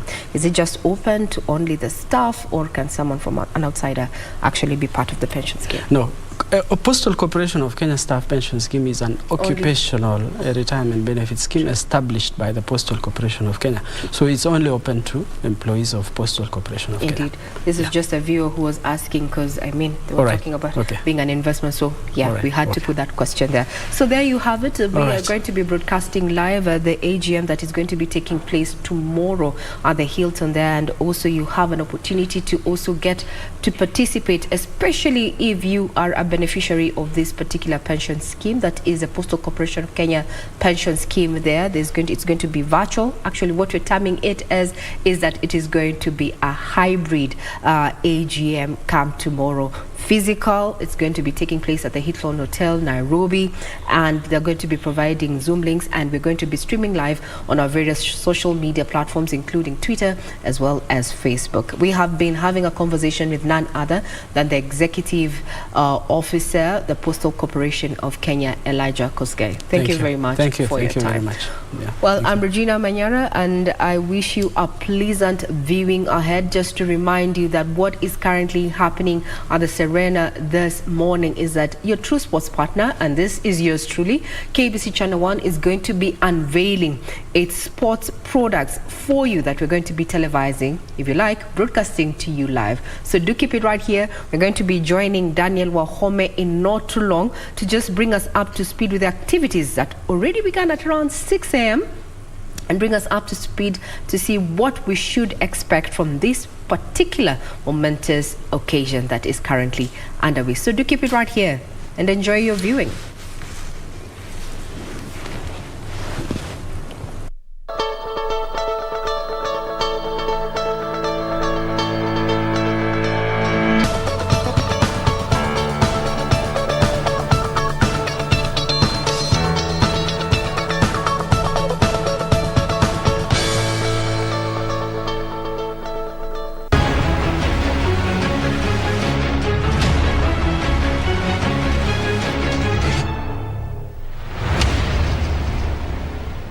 Lieutenant Colonel Martha Njeri Waithaka joined the military in the late 1970s thanks to her nursing profession. Because I liked nursing right from the time I was a young girl. One day my uncle brought me a letter, and when I opened that letter, I saw that I'd been called for an interview at Kenyatta School of Nursing. I went for that interview and I was successful. So in 1971, I joined nursing. The interest came when she was working at Mathare Mental Hospital in 1977. While at Mathare, I worked with some 2 nurses from the military. And they're the ones actually who told me, Mom, why can't you come and join the military? I said no, because we were supposed to be the pioneers as nursing officers. Then eventually I said, now let me give it a try. Martha worked for a decade, rising up the ranks to becoming the highest ranking woman commander then. When the promotion came, I remember I was just inside here in my house, and when the results came of the #1 board, one of the officers called me and he told me, Mom, congratulations. I asked him, for what? You've been promoted and appointed CEO Women's Service Corps. In October of 1971, the Kenya Army recruited women for the first time. Now, Women's Service Corps was set up as a unit of the Army, because as at that time, it's only the Kenya Army that recruited women. But agitation continued for women to be recruited to join other units of the military. The military actually is a kind of, they are seen like, a fighting kind of component. And therefore, they looked at it and so now women may not be able to take up the roles that men would take, if there is anything, combat and all this. Were the military duties so uniquely masculine? Some roles actually came up for the girls, like clerical, being, stores, drivers, signalers, communicators. And this is where now the women now started having, specific roles that they could play. How different was the training for the Women's Service Corps? Now, the training actually was basically the same. Yeah, it's only that, upon recruitment, we used to have the women trained within the Women's Service Corps. The Kenya Air Force was tasked with housing the Women's Corps. Is where they can have a camp, a women camp within a base for security reasons. Being women, at least, they needed a lot of care and all this. And that's how the Women's Service Corps started. But the wars of women in the military were far from over, as terms and conditions of service were still not conducive. Did not allow them to become pregnant or even to get married. But in the event that one wanted at least to go and get married or start a family, they would be discharged from the service. Again, there was a public uproar in the fight for equality in the military. Police had already been around at least to get married and even to have children. And I remember with the police, in the event that a girl, perhaps a policewoman, fails to get married, at least they were allowed to have one child. So the question was now, why them, why not these ones, Military as an employer was expected to employ all regardless of gender. The women, maendeleo wanawake in agitation, they started actually, trying at least to see whether those terms could be changed. But it took a long time for them to be changed. And therefore, any girl who would become pregnant, they just, upon being discovered, she would just be ready to go home. Eventually, in November of 1999, President Moi allowed for equal rights to be granted to men and women. It was a very joyous moment, more so for the women, me inclusive. The world was open for the girls because today there's a lot of progression because when I was there, I was the highest, the senior most, but today we have Major General. This was the climax of the Women's Service Corps. They all went to celebrate in whatever ways, they knew how. Colonel Martha Waithaka was the last commander.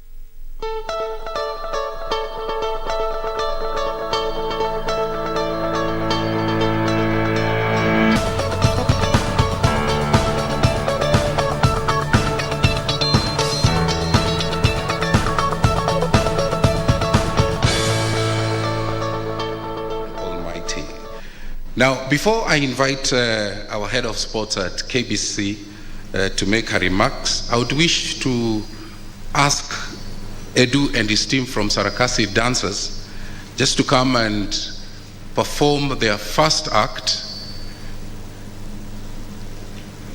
I'm advised that the appropriate name is Tarumbeta Act.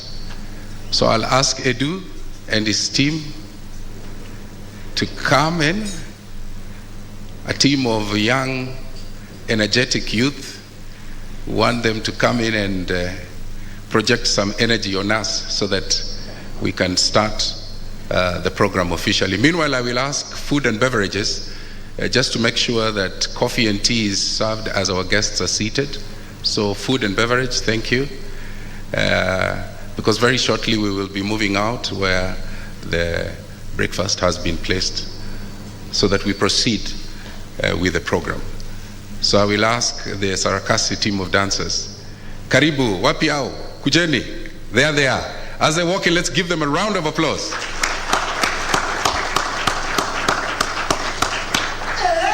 Hey. So that's the team. A quick guess, probably aged between 18 and 28, 30 max. And so they want to tell us a story through dance. The floor is yours.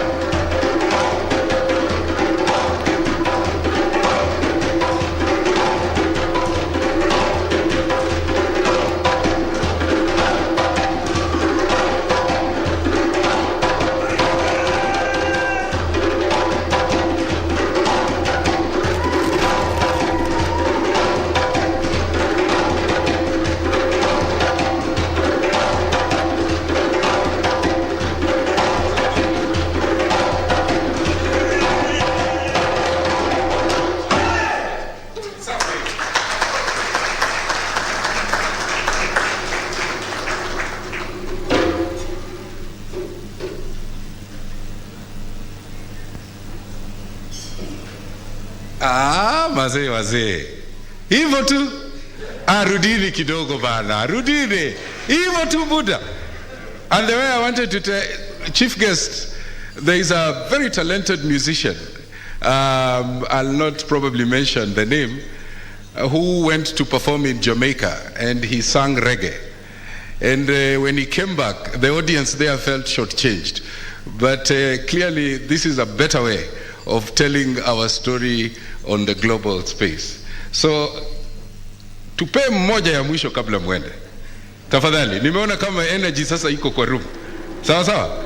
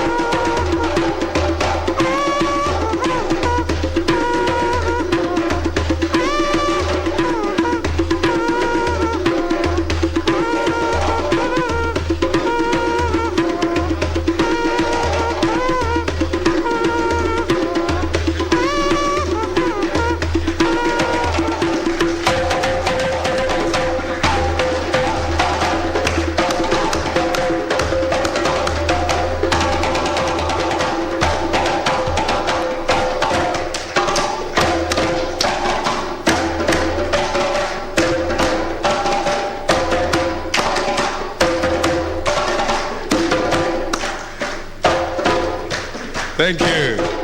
Thank you.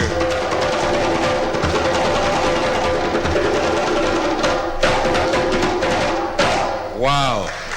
A round of applause for that powerful, energetic, and sporty performance. And by the way, I am sure 101% that if Judge Ian was here, you'd have given them a straight A. Asante sana. Well, since we all can't, pull those kind of moves, I am advised that breakfast is served.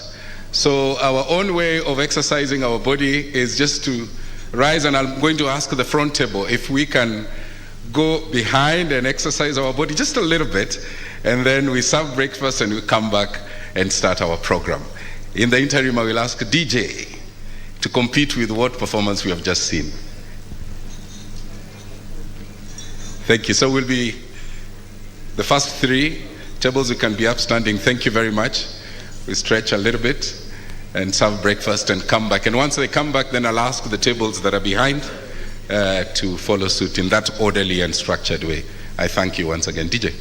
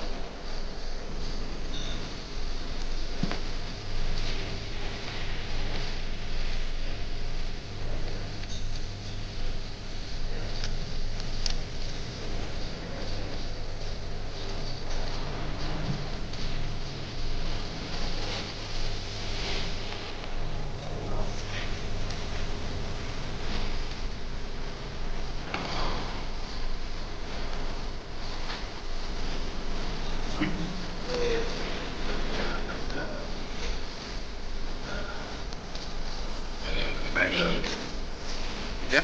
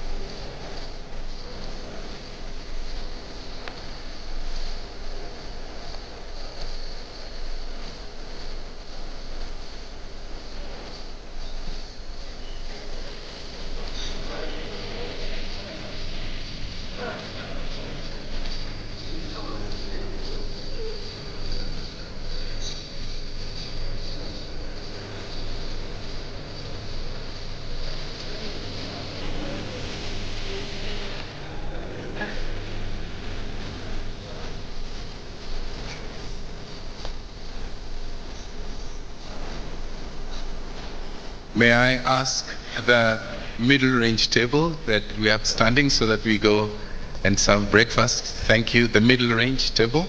Let us move in that orderly and very organized manner. I thank you. Thank you, DJ.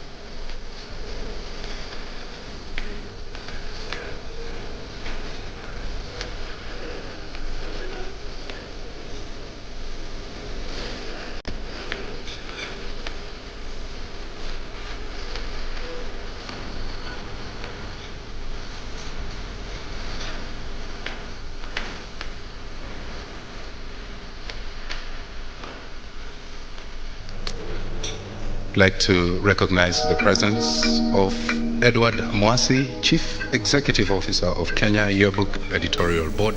Thank you for finding time to be with us. Board Chair at KBC, Engineer Benjamin Maingi, thank you for being here. Honorable Hassan Osman, Board Member as well, thank you for coming. Dr. Paul Tergat, President of NOC, thank you very, very much indeed for finding time to be with us. Alex Matere, Board Member, as well as Asante Sana, for joining us this morning. Judy Munyinyi, thank you very much, very familiar face. Asante Sana for coming through and honoring our invitation. So I will ask the last row of the tables, because we are live on KBC Channel 1. So I'll ask that the last table can move and serve breakfast so that we can start, because the country is already watching, so we should be starting in a short while. Thank you for moving in a very coordinated manner and being alive to the fact that we are also beaming this very important event live on the only national broadcaster in the Republic of Kenya. I thank you. DJ.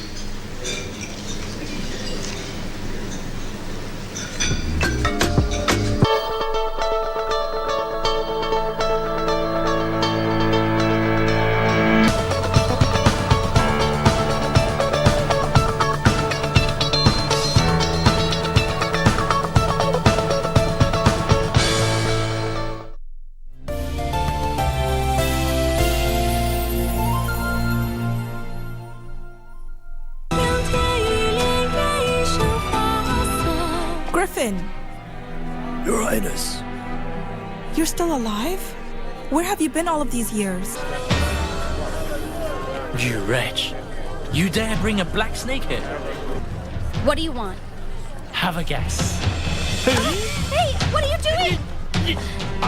Now that I've been exposed, heaven will hear about this. I'll be back in a few days.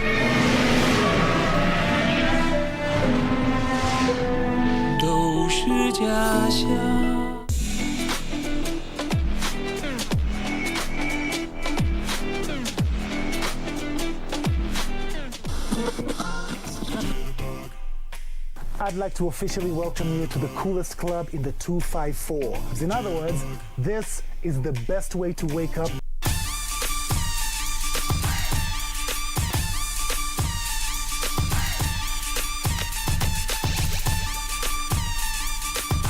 Suplex, suplex, suplex.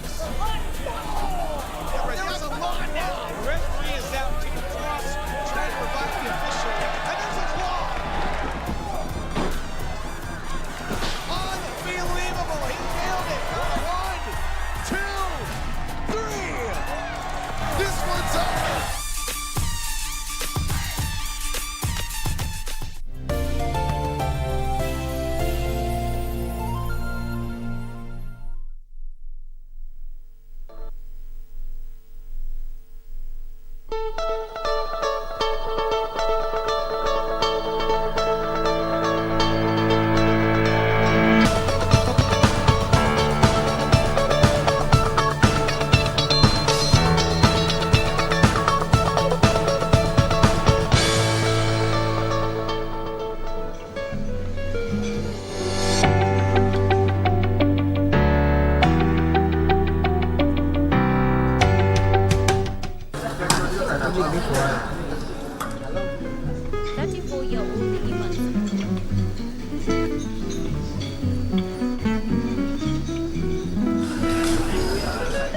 It is lunchtime, hence the peak hour. He would easily pass as one of the employees at the Grand Summerland Hotel and Butchery along the Oginga Odinga Street in Kisumu County.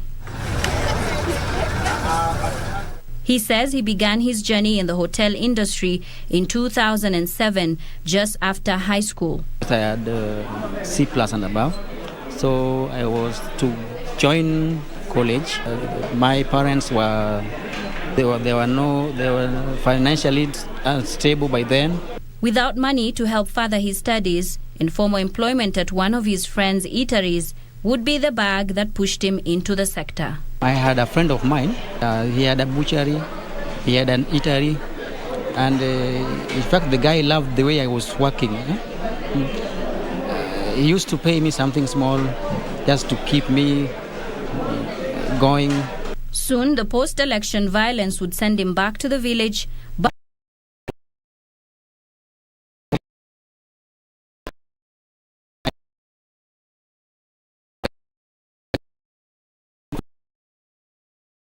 our place who used to operate also a kiosk here in Kisumu. He called me to come to Kisumu to help him. So I worked with him.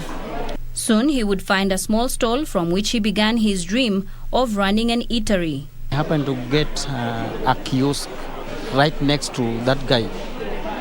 So I started operating my kiosk slowly, given that I had some small experience. Year after year, he expanded steadily while saving whatever little he could to achieve his dream. My business was not that big, but I just tried. I tried up, though there were some ups and downs, but I keep on trying. At the height of the COVID-19 pandemic, he managed to secure a loan from the Youth Enterprise Development Fund that enabled him to set up this magnificent eatery right at the heart of Kisumu town. I started with one stall until when I captured like 5 stalls, so I joined them to be one. So I had in this area, I was the one who had a big hotel. He advises the youth to think out of the box and become creators of employment and not relying on white-collar jobs. Anything that you get, anything that you come across, any kind of a job, you just do it. It doesn't mean that that is the end of everything. You know? He also emphasizes the need for education as it puts one in the right state to achieve whatever goals one has set. Though school is also okay, and that one does not hinder me from doing my business, because this kind of business, you have to add it, if you add it with something like you be educated somehow to a certain level.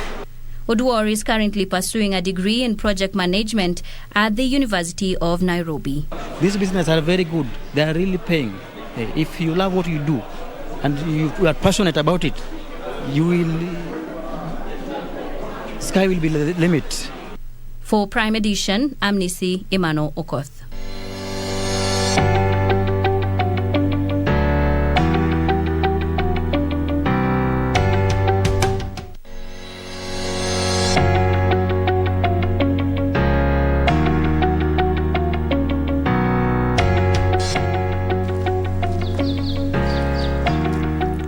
Year-old Nancy Ngado straddles confidently into her company premises.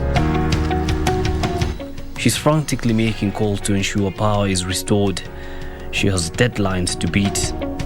This has been her routine of the last 2 years after she plunged into the deep end of flour milling business, mainly dominated by the big boys.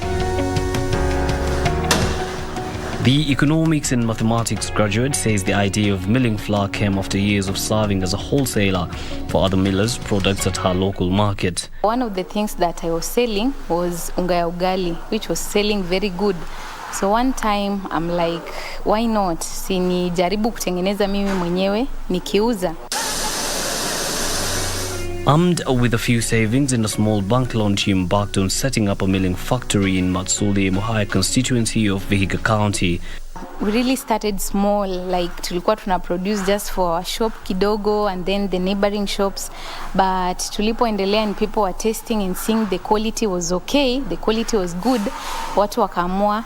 Demand is growing from the farmer, ninaibeba to this place. And then I have to make sure ya kwamba nimepima moisture content. It must be very correct. As in mahindi imekauka to a moisture of around 10 to 12 in the maximum. Then I have to measure its aflatoxin level, ikoe hakuna. After that I have to like general looking at it, intakana ikoe iko safi, haina misogoro, haina nini. Today, she employs 75 workers on permanent basis and tens of others on need basis. What I've tried, though not so much, ni kuemploy those who are still young like me. Wenye tunaweza relate, tunaweza ongea language yenye tunaelewana, People who can understand and work for long hours. People who can, they have a vision, where they can be motivated by me. Hawaoni tu ya kwamba huyu ni mtoto atatuambia nini, hapana. Wanaona huyu ni mmoja wetu. If she has made it, we can also make it. Usichague kazi, usibague kazi. Pesa haitajiandika hii pesa ilikuwa ya kazi fulani ama ilikuwa ya huku na huku. Unapata pesa unajikimu nayo. She has made a tremendous strides and carved a niche in the market, establishing her presence in Vihiga, Kakamega and Kisumu counties. Quality has been our number one key, and again, prices, we make sure that it is really, really affordable. As much as it is good quality like the established brands, tunahakikisha kwamba bei ni yenye mwananchi wa kawaida anaweza afford. She mills up to 1,200 bales of flour each day to satiate an ever-growing demand for her produce. She challenges other young people to take risks and create employment rather than wait to be employed. She, however, says before embarking on any venture, one must do thorough research on the industry. Ni kujaribu as a young person, you still have a long way to go. Kikiumana, it is okay. If all goes well, well and good pia, unasonga mbele. But what challenges does she face? Unga si unga tu, ati unatoka kwa mahindi hadi kwa unga. There are so many things involved hapa katikati, so you must do your research very well. Ili uhakikishe by the time unaanza you have a know-how of what you want. If the government can come in na wapeane an incentive for us who are still young, ya kwamba when you want to start, tutakulipia maybe cabs, we shall cater for health, we shall cater for those small things. It will be so easy for us, because I took like 3 to 6 months to raise these funds. Nancy plans to expand her business venture into animal feeding process. Like any other young Kenyan, Nancy is a social media enthusiast. Her favorite medium, TikTok.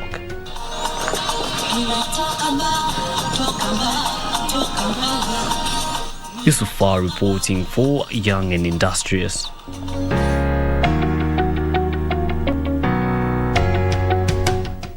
Called defeat, he is said to have immersed himself in the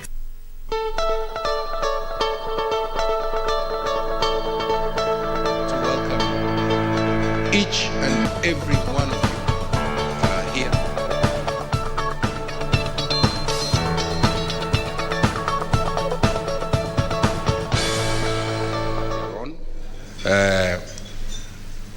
I wish at this point to invite the head of sports division at the only national broadcaster in the Republic of Kenya to come and make her remarks.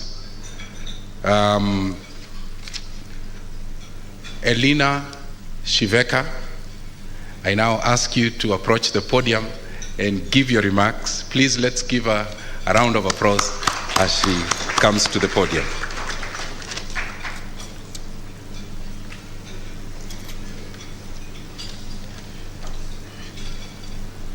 Good morning. Distinguished guest, the CS, ICT, Joe Mcheru, PS, Esther Koimet, the chairman of the board, Engineer Benjamin Maingi, directors of the board, the acting MD, Samuel Maina, NOC President, Paul Telgat, all protocol observed. I'm glad to be here, and I think I'm the happiest person in this room, because we started this journey sometimes back early in the year, actually last year, when I discussed it with my then immediate boss, who is currently the acting managing director, Samuel Maina, that next year, that is now this year, is an electioneering year. And as a corporation, we want to bring Kenyans together because, as you know, sports is a unifying factor. When our athletes are running out there, winning medals, we all cheer them. We all cheer them irrespective of where they come from. And then I told my boss that we must be strategic next year. As a national broadcaster, we must bring all Kenyans together. So I told him we have events and we must try and acquire the rights of these events. I told him there's several events we have this year, and they are good ones for that matter, and good content for us as a national broadcaster. And if people don't see, Kenyans are very demanding when it comes to sports. When they don't see it on the national broadcaster, it has not happened. And that's why I said we must grab all of them. And we can only grab all of them by your support. The clients who are here, the sporting people who are here, we ask you to work with us this work so that we can be able to deliver what we are known for, your true sports partner, and that is KBC. So I was taught by my parents that when your seniors are present, you don't talk so much. So I just want to appreciate you and thank you for coming. And it's not my day. You know whose day it is. So I thank you very much. I'm happy. Mine is just to smile today because you've honored our invitation. Thank you na karibuni sana. Let's give a better round of applause. Thank you very much, Shiveka, for honoring our guests with those remarks. Now, I want to take this opportunity to invite a gentleman who, over a very short period of time, has convinced me that he has a deep understanding of the science of broadcasting. I have been at Broadcasting House for the last 1 year, and it's unbelievable the transformation that is taking place in-house. Some of it you cannot see out. We all know that saying about the white dove, that the heavy lifting happens inside the water, but above the water level it looks so seamless. The last 1 year, I have seen people relationships index going very high inside Broadcasting House, and I think that's a plus and a positive. And all this happening under the watch of this gentleman who it is now a privilege that I really have to invite the acting managing director of Kenya Broadcasting House, Samuel Maina, and as he walks here, I want to ask you to give him a round of applause. Samuel Maina.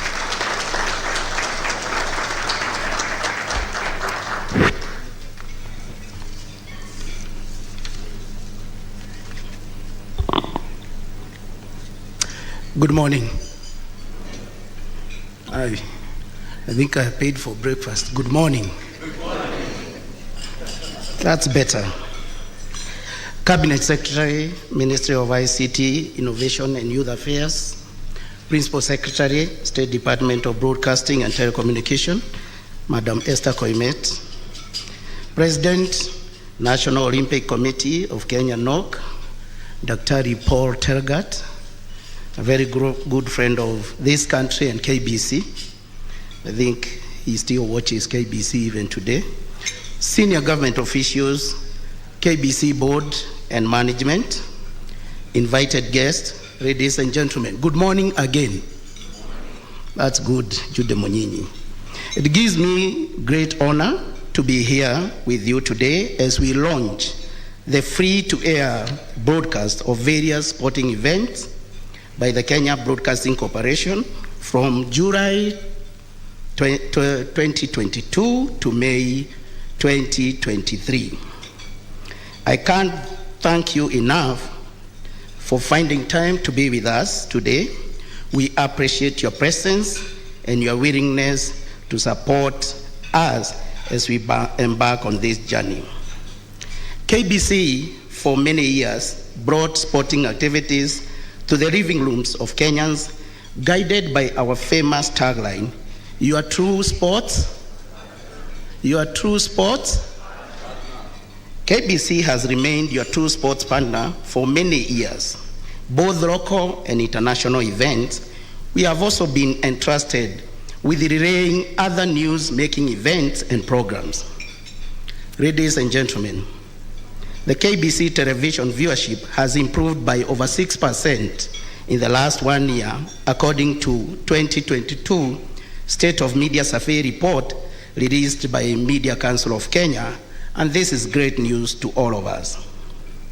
KBC has acquired, and I mean acquired means we have it, free-to-air broadcast right for various sporting events, both locally and internationally, for the next 1 year. These events include the World Athletic Championships, the Commonwealth Games, the World Under-20 Athletics, the Rugby League 4 Test Series between Kenya and South Africa, the World Half Marathon. The other one is which one? The other one is which one? The FIFA World Cup, a big one, yeah? And the DFB Pokal, that is in Germany. KBC fraternity is very excited for this enormous task that has been bestowed on us. We are very proud of this achievement, and we deserve a pat on our back. Hongera KBC fraternity. This is a clear indication of our commitment to serve the people of Kenya. As a national broadcaster, this is a responsibility and opportunity that we take up with great honor. We have come a long way as far as broadcasting of sporting events is concerned. From way back, when there was black and white, Paul, you remember? Black and white, you couldn't tell Mzungu ni nani na Muafrika ni nani, where people even could not access television, but now the television is on your mobile phone. KBC prides itself with unmatched signal footprint across the country. We have the greatest coverage across Kenya. We have presence in 47 counties. We also have Y254 TV, which caters for younger generation. We have 21 radio services and radio stations, among them KBC English Service and Radio Taifa, and 91 vernacular radio stations. This, in addition to our various online platforms, including YouTube, Facebook, and Twitter, where you can watch programming on the go. I wish to inform you that we have equipped our online team, and in the coming days, you'll see more presence of our online content. Recognizing that the world is changing technologically, we have not been left behind in adapting new technology in live broadcast. Therefore, those who love sports will have unlimited access to either watch or listen to their sporting events wherever they are. KBC is committed to ensuring uninterrupted free-to-air broadcast through various platforms I have outlined. You sit, watch, you sit, listen, or take it with you on the go on your mobile. Ladies and gentlemen, KBC has over time implemented a modernization program to ensure seamless transmission of live broadcast. This has put us in a better position to remain Kenya's preferred broadcasting, especially sporting event. We believe we will continue to hold this position for an online human transmission of events they are anticipating and interested in. Bwana Waziri, as KBC, we appreciate the government of His Excellency President Uhuru Kenyatta for continued support accorded to national broadcaster over the years to improve our capacity in broadcasting activities as well as improving the welfare of my staff. We request the government to increase our budgetary allocation to enable us continue transforming our national public broadcasting house with modern trades of improved service delivery. We acknowledge the hands-on support and guidance by our Cabinet Secretary, Asante Waziri. KBC is keeping into its game in delivering our core mandate to the people of Kenya. And KBC team, our core mandate is what? Our core mandate is what? Broadcasting, not anything else. We also thank the Ministry of Sports for continued support to KBC. To KBC Board of Directors, led by Engineer Maize and the entire management, we are very grateful for your guidance and support as we continue to transform broadcasting. You have been resourceful and instrumental in ensuring we stay focused and facilitated in our undertaking as a national broadcaster. To the entire KBC fraternity, especially the hard-working, dedicated staff, you have done exceptionally well in your respective responsibility. We are moving high and high because of your sacrifices that you continue to make both individually and collectively. And the fruits of your labor have been evident. I urge you to continue working diligently to deliver on our mandates to the people of Kenya. As the good book says, Colossians 3:23-24, whatever you do, work heartily as for the Lord and not for me, knowing that from the Lord you will receive the inheritance as a reward. You are serving the Lord Christ. As you may have noticed, the management continues to make gradual progress in improving our service delivery, in our welfare, working environment, and equipment. I want to repeat that part. The management is committed to improve the welfare of the staff. Let's keep playing our part in making our broadcast flourish. Having been given the responsibility of leading the corporation as acting managing director in the last few months, I've focused on improving the delivery of our core mandate in broadcasting, which it's to inform, educate, and entertain. This has largely been driven by two components. Kindly mark this, two components: staff welfare and improved infrastructure. I'm committed to ensure that KBC staff have better working terms, a conducive working environment with modern equipment that make their work easier and more rewarding. Bwana CS, with your support and President Uhuru Kenyatta administration, KBC is about to take off and maintain its upward trajectory. We are hopeful that with your support, we are going to get a modern outside broadcasting van that we desperately need in order to boost our live coverage. This is an integral part in our vision to improve and expand service delivery. We are also requesting your support in modernizing our television center and our television gallery, which needs complete overhaul to conform with modern broadcasting house that KBC is determined to. We are also improving our radio stations, our radio studios, and our online is the next frontier. With the efforts we are putting in place, I foresee a national broadcaster that reclaims its position in society as the #1 broadcaster. And I believe in the next few months, we will achieve more than we have set out to achieve as a family.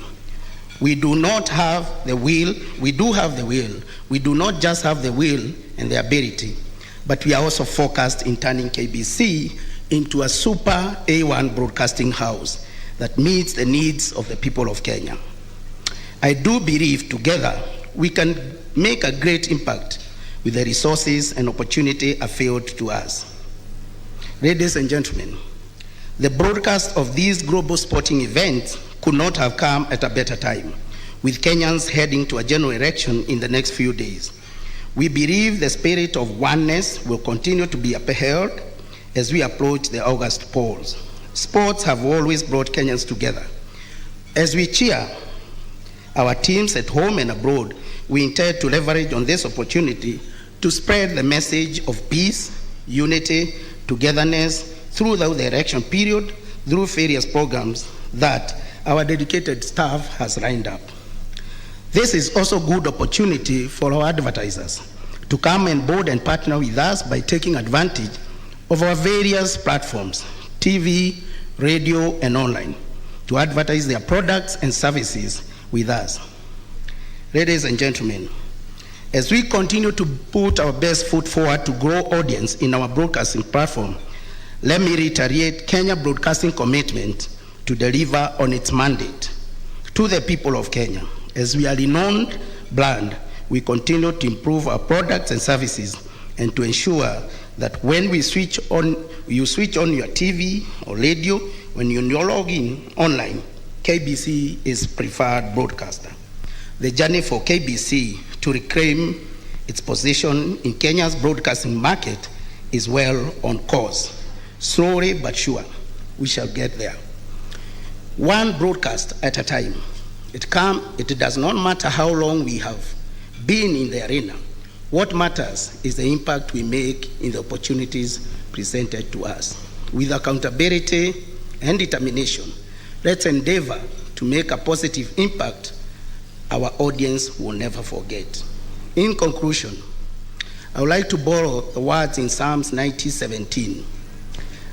Let the favor of the Lord, our God, be upon us and establish the work of our hands upon us. Brace yourself for exciting sporting season on KBC, your true sports. Asanteni sana na Mungu awabariki.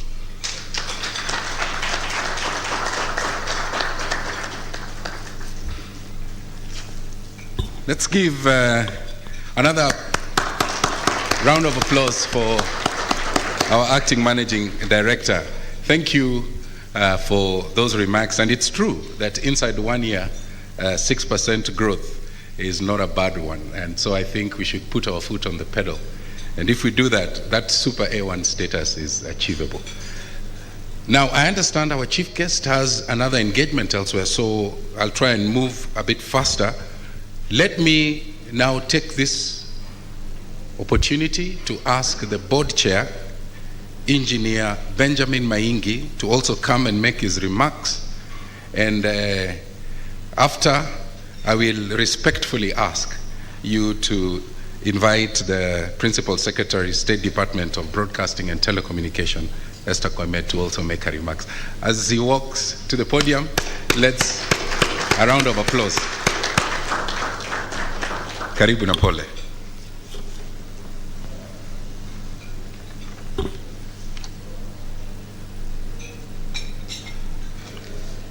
The Cabinet Secretary, Minister of ICT, Innovation and Youth Affairs, Honorable Joe Musheru, Principal Secretary, ICT, Madam Esther Koimet, senior government officials, the KBC board members, the acting MD Samuel Maina, and management of KBC, invited guests, notably the NOC President, Dr. Paul Talgat, who I may call the father of sports, a renowned athlete.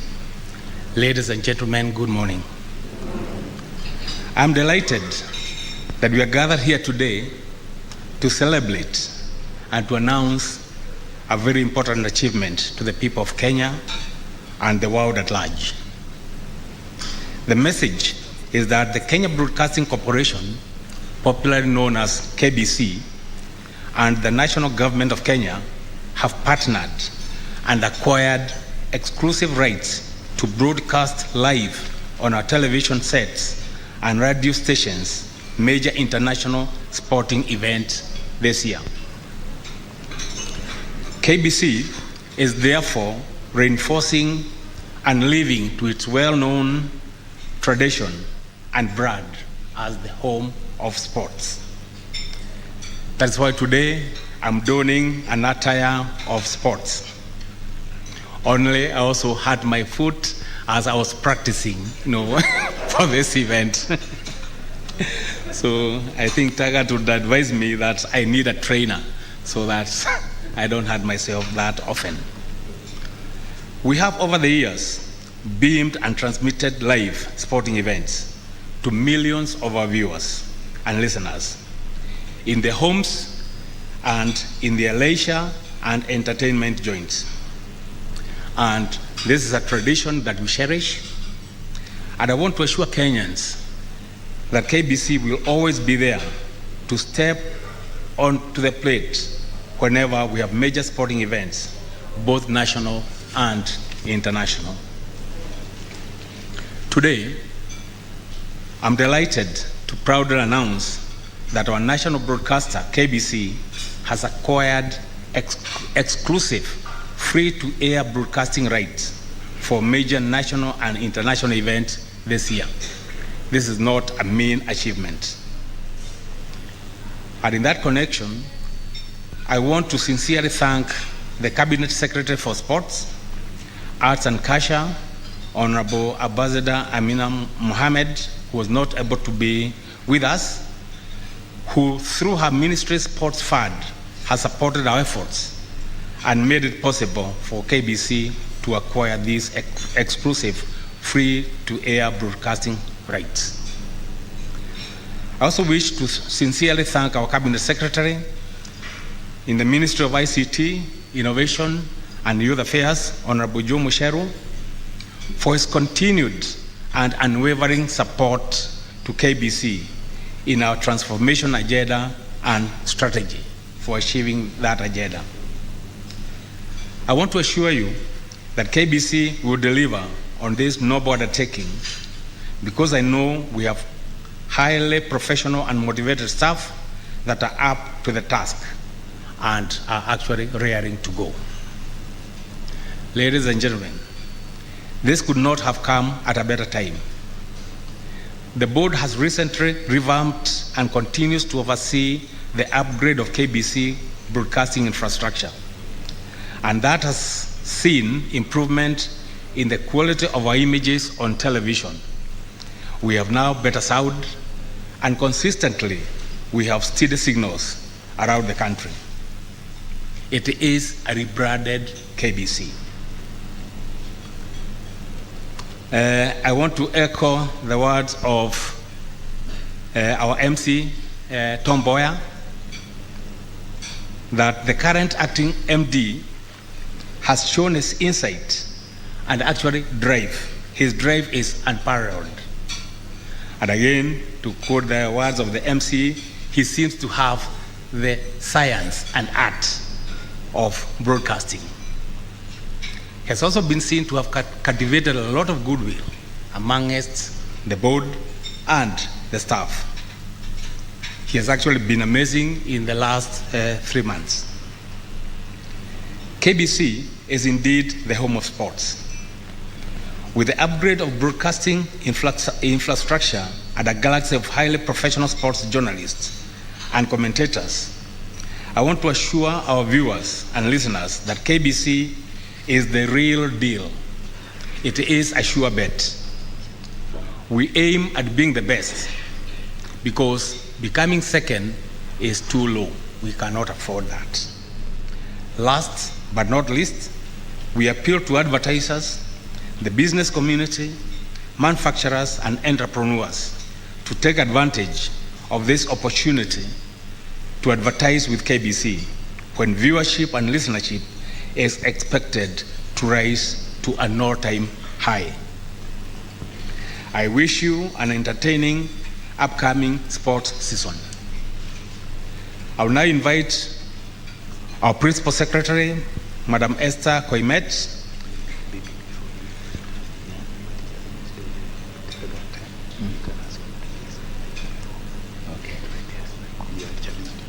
Okay. Thank you. Just before I invite the peers, perhaps our Ambassador for Sports, Dr. Talgat, you could perhaps give us a bit of insights into the sporting world.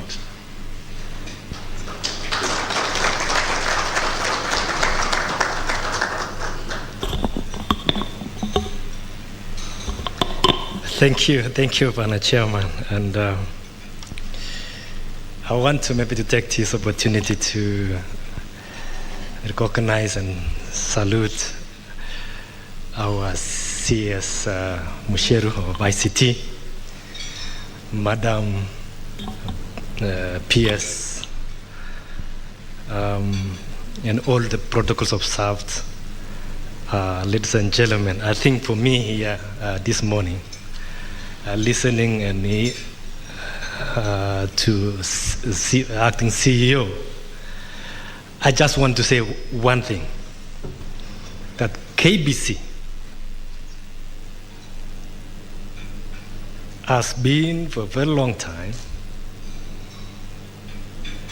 the only broadcasting station that we have had as a nation. And it is naturally an heritage to all of us. I remember those days, I think as he was saying, CEO, as much as it was a black and white, some of us, we didn't have those kind of TVs. We could go to the neighbors to watch those. But I want to say this, that this one should be a natural sports broadcasting for champions. That is what we want to see. As we move, we all know that for long we have a lot of games and all that. So many young generations have come, so it is naturally that we have to move with the pace, be innovative, so that we can be able maybe to pick up now with the younger generation. And for me to be able to stand here and see what you are doing here today, echo to the management of KBC. You know, even us that we have been in sports for long, I thought being in cross country alone was an easy thing. I realized it's a different field. It's a lot of obstacles, hills, and you do all this. But once you are done, when you move the track, it's all flat. There's no, all flat. So when you move to marathon, you thought that road racing is easy. You realize that it is 21 kilometers. When you are talking about 42, marathon, which I believe this is what's supposed to be, KBC should be doing, is a full marathon. Marathon, sometimes you want to think and plan. I remember those days when I went to do my first marathon. I moved to marathon and I did my first one, second one, and third one. And then I say, I think I need to move and do something else. I need a bigger thing. I need a world record. What did I do? I had maybe, is it? Okay. What did I do? I had to call my manager and my training mates, and we discuss. We say, what do we need? I need that thing, the world record. So what did we do? So we had to plan. We had to see which marathon is best in terms of weather, course, and everything else. So we plan from there. And then when we have settled it, it's going to be this one, then we go home. Flat out in terms of preparation and working hard. In 2004, we went to Berlin, and I want to say that when I broke the world record to be the first man to run under 205, those days, I could not believe myself.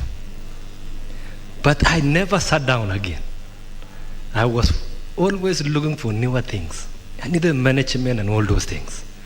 So as I was moving, and that's what I'm saying, that even as KBC, When you see, as I was moving, I said, I need the apex of the sport, the IOC. And as I was doing all this, so I moved now to see who is able maybe to work and help me maybe to achieve that as an individual member. In 2013, I was elected overwhelmingly as an IOC individual member those days. So I want to say this. It is a partnership that when we work together, we want to see that KBC become where it used to be, changing with time and giving us the content that we want to see every day. I want to tell Panasio that I'm still a fan. I'm never moved. I'm still a KBC fan forever, even every morning. I'm an early bird, so I leave my house some minutes to 6 every morning for work. The only station that I listen is KBC. So as I put in my car and driving, that is what I'm listening. So I've never moved. So I want to say that I'm very proud to be here today and see the transformation that you are doing. And I believe we can be able to work together. So I want to say that KBC will be the home of the champions for the chairman, and we will be able to celebrate together. Thank you very much.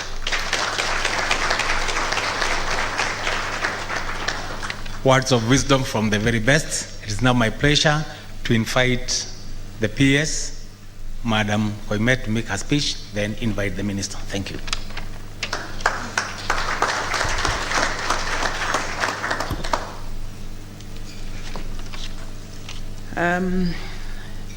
CS Jomusharu, CS for ICT, Innovation and Youth Affairs, the Chairman, Engineer Benjamin Mainge, and the Board of KBC, the Acting CEO Samuel Maina, and the management of KBC, Dr. Paul Tergat, President of NOC and an IOC member, as he has told us, and also the Chairman of the Kenya Sports Academy. Good morning. I really don't have a speech this morning because when your boss is in the room, you really don't need a speech because the ministry is the ministry and the ministry belongs to the CS. So mwenyewe akiweko, then he takes the lead.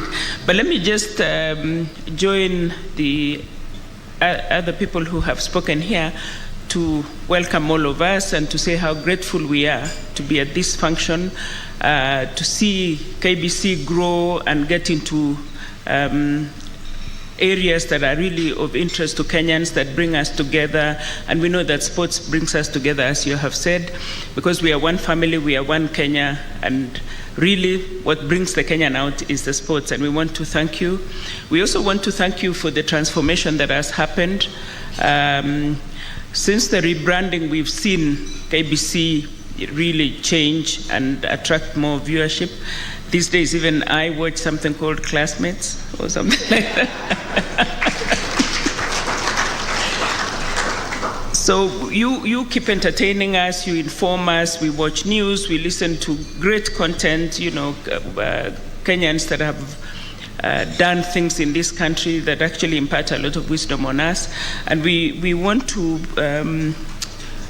say that we are happy about what you are doing. We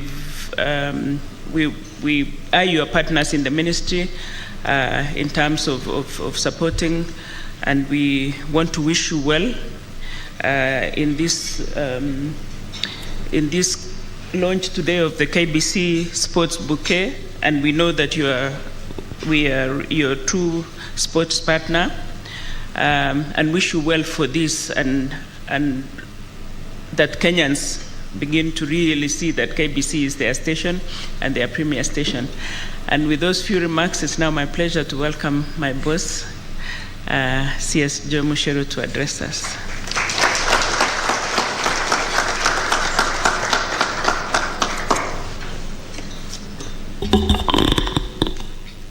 Thank you very much, PS. Good morning, everybody.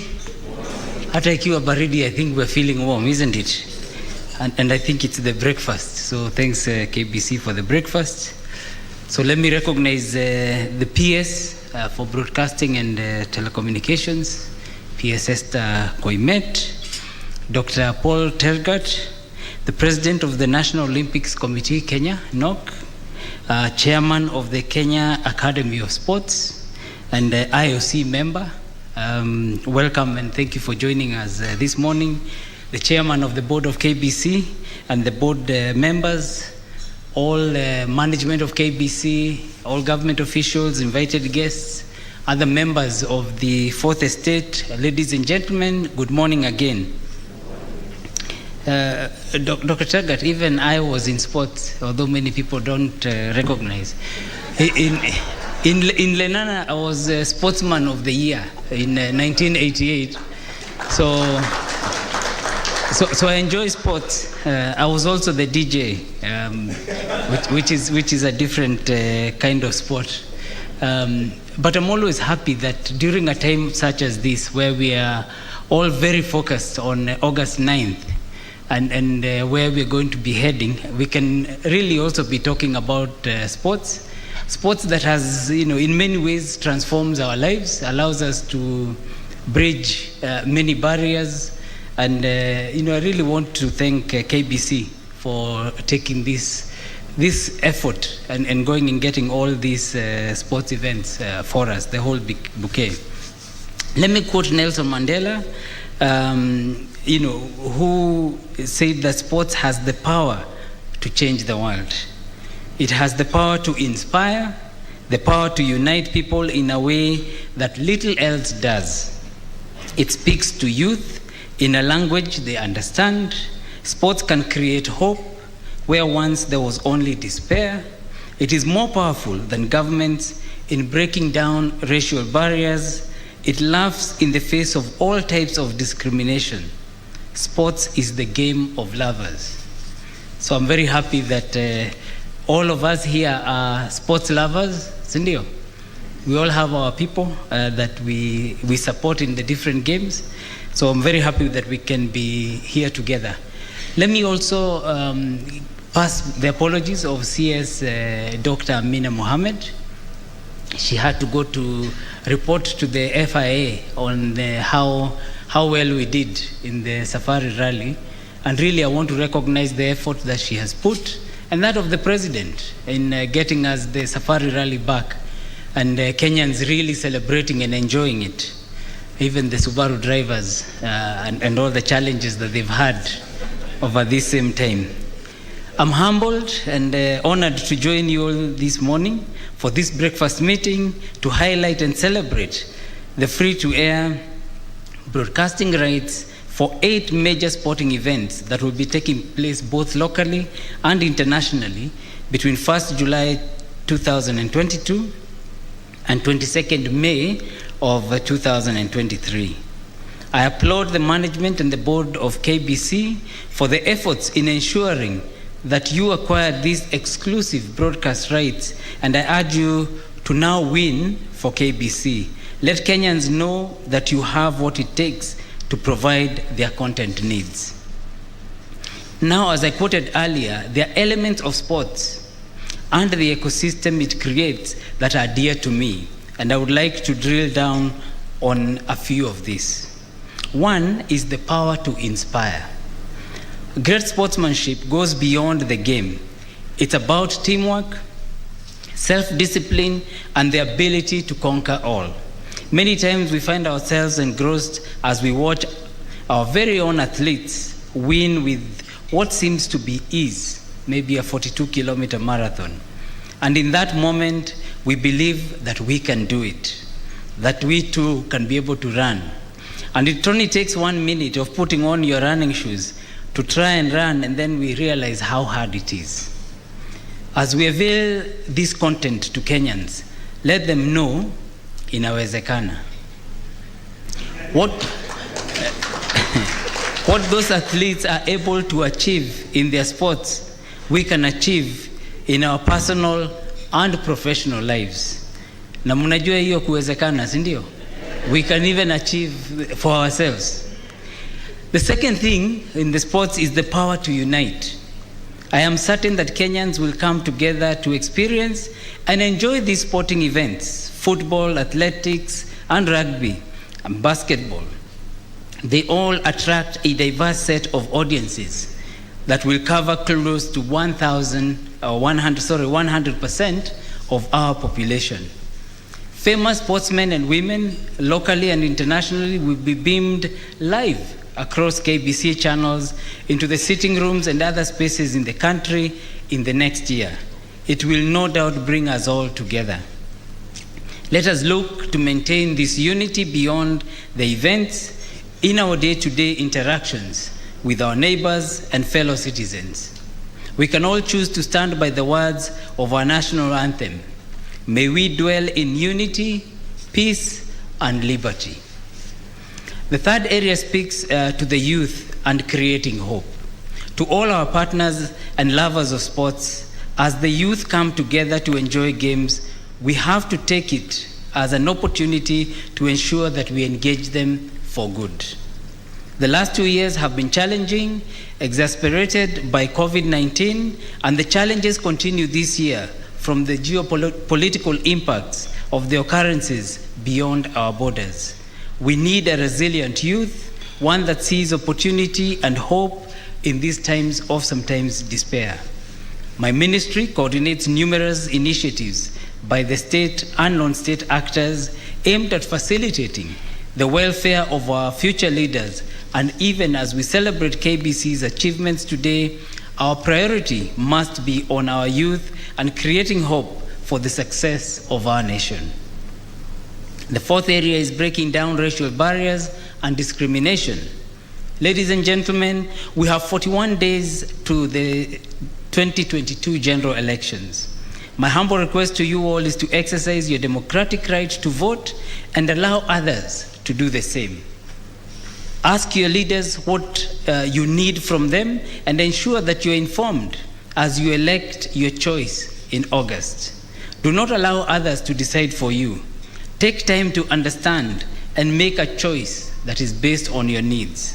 We should exercise respect and tolerance just as we do when we select and cheer our preferred teams in sports and allow others to do so. We do not all need to be on the same team, but we are one country, one nation, and one people. So congratulations, KBC. I challenge you to ensure that Kenyans are able to enjoy these games and create a programming schedule that enlightens and brings our best of each one of us, especially during this electioneering and the post-election period.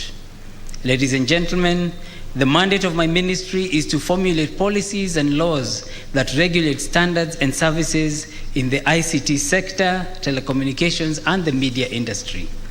Equipping KBC with broadcast equipment, personnel, updated ICT infrastructure to ensure its success always remains a priority, not just for me in the ministry, but even for the President. Through ongoing institutional reviews, the government has developed transformation strategies to revitalize the operations of KBC and the Postal Corporation of Kenya, and to make them vibrant and viable government institutions. Accomplishments such as the one we're celebrating today are just part of the KBC transformation journey we're talking about. At this juncture, I wish to outline the successes that as a government we have achieved in the key broadcasting and telecommunication sector. We successfully transitioned from analog to digital television and radio, resulting in the country being home to over 130 TV stations, up from 14 in 2013, and now 204 radio stations, up from 130 again in 2013. These impressive figures do not factor in the massive expansion in the digital space that has seen many hundreds of thousands of Kenyans successfully monetize the various digital avenues. Besides jobs, through our expansion of the digital space, the government has enabled small and medium-sized enterprises, regional community and church-based broadcasters throughout the country to create niche routes for direct engagement of the citizens. The dividends of these investments in the undersea fiber cable are also manifest and has seen internet penetration rise from 31.4% in 2013 to now 93.9% in 2022, with the cellular phone penetration increasing from 74.9% in 2013 to now over 131%. Over the same time, mobile money transfer increased from 1.9 trillion to 6.8 trillion. Ladies and gentlemen, the government has leveraged on the use of information and communication technology to revolutionize service delivery to the citizens. ICT continues to play an important role in the realization of the Big Four agenda. KBC has made a significant investment to acquire these broadcasting rights, and they therefore encourage the private, public, and donor sectors to come on board and seize the opportunity to buy advertising space from KBC during the airing of these 8 special events. As demonstrated, the demographic and the reach is one of a kind, and a sustained campaign over all 8 events will definitely help you achieve your campaign objectives. KBC is a national broadcaster that is available to all Kenyans, and without doubt, the free airing of these sporting events by KBC will be a relief to all patriotic Kenyans who love to cheer their country and all sports enthusiasts who cannot afford the subscriptions required by satellite channels. I look forward to the wonderful feedback on the numbers of both local and international sports sponsors and advertisers who will support KBC in successfully implementing this undertaking. It is now my singular honor and privilege to officially declare the KBC sporting events officially launched. Thank you all, and God bless you. Asante sana. Let's give our chief guest another warm round of applause. Thank you very much, Waziri Musheru, for that enriching message. I know that you have another engagement that you should be attending, but may I ask, na heshima, kama nimenyenyekea, that you allow my colleague to show a short video, as an immediate follow-up to the official launch that you have just announced. Asante sana. And I'll also wish to recognize the presence of Lisa Christophersen and Pauline Shegu, the Lioness Rally team. Let's see you. Just be upstanding so that we... Thank you very much. The two-third gender rule even in motorsports. Asante.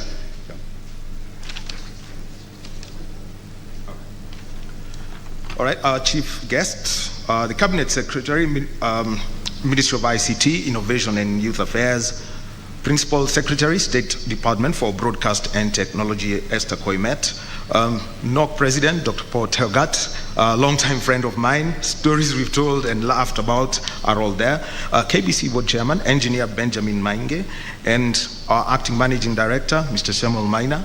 My name is Daniel Wahome. I'm a producer and broadcaster with the Kenya Broadcasting Corporation Sports Department. And you've all heard about the event, and it's very simple. For me, it's just to allow you watch this 2-minute video of the entire bouquet of the sports events that are going to be broadcast starting Friday till the March 2023. Peter Gadu, you could play it for us.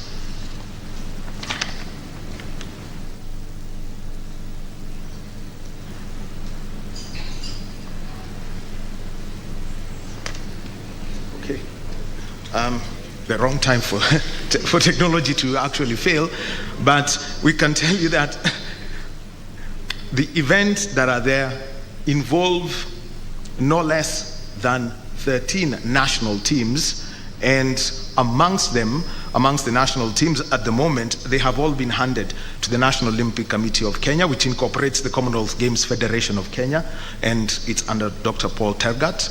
So we've got a rugby team, we've got an athletics team, we've got a 3x3 basketball team, we've got a beach volleyball team inside there as part of that bouquet. We have a shooting team, squash, so lots of youngsters who will be there. All right. And you ready to go?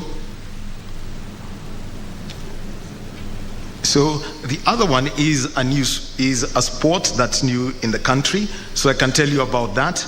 And our chief guest, having been at Lenana School, he would know very much about rugby union, but because that school was really good. It is a school that has got a rich history when it comes to rugby union. There is a rugby league, and that is 13-a-side rugby.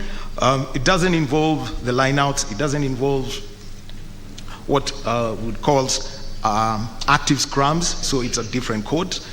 We shall also have the sport that made Paul Tergat famous, athletics, and you also need to remember that he's held world records in the marathons and also the half marathons. So, all right. So then also this weekend, basketball, the FIBA World Cup qualifiers. They are taking part in Alexandria, Egypt, and Kenya will be playing against the Democratic Republic of Congo on Friday from 6 p.m. And on Saturday at 9 p.m., they will be playing against the host Egypt, and their final match is on Sunday. At 6 p.m., they will be playing against Senegal. So those are the three matches that they will be playing.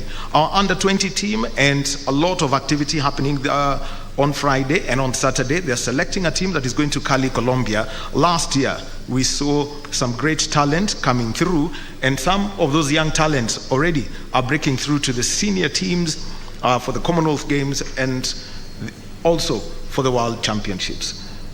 So so the under-20 is also going to be there. And I will also give you a warning that KBC will make sure that you will not have a lot of sleep. So the video is up finally, and I can cut my speech short. Peter, you can roll it.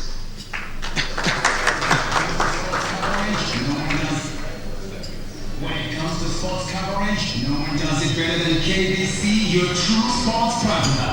We've lined up a series of best sporting action from all over the world to give you a memorable experience. Top sports attraction on KBC Channel 1. In July, Kenya runs face off against the DRC, Egypt and Senegal in the FIBA Basketball World Cup African qualifiers in Alexandria, Egypt from 1st to 3rd of July 2022.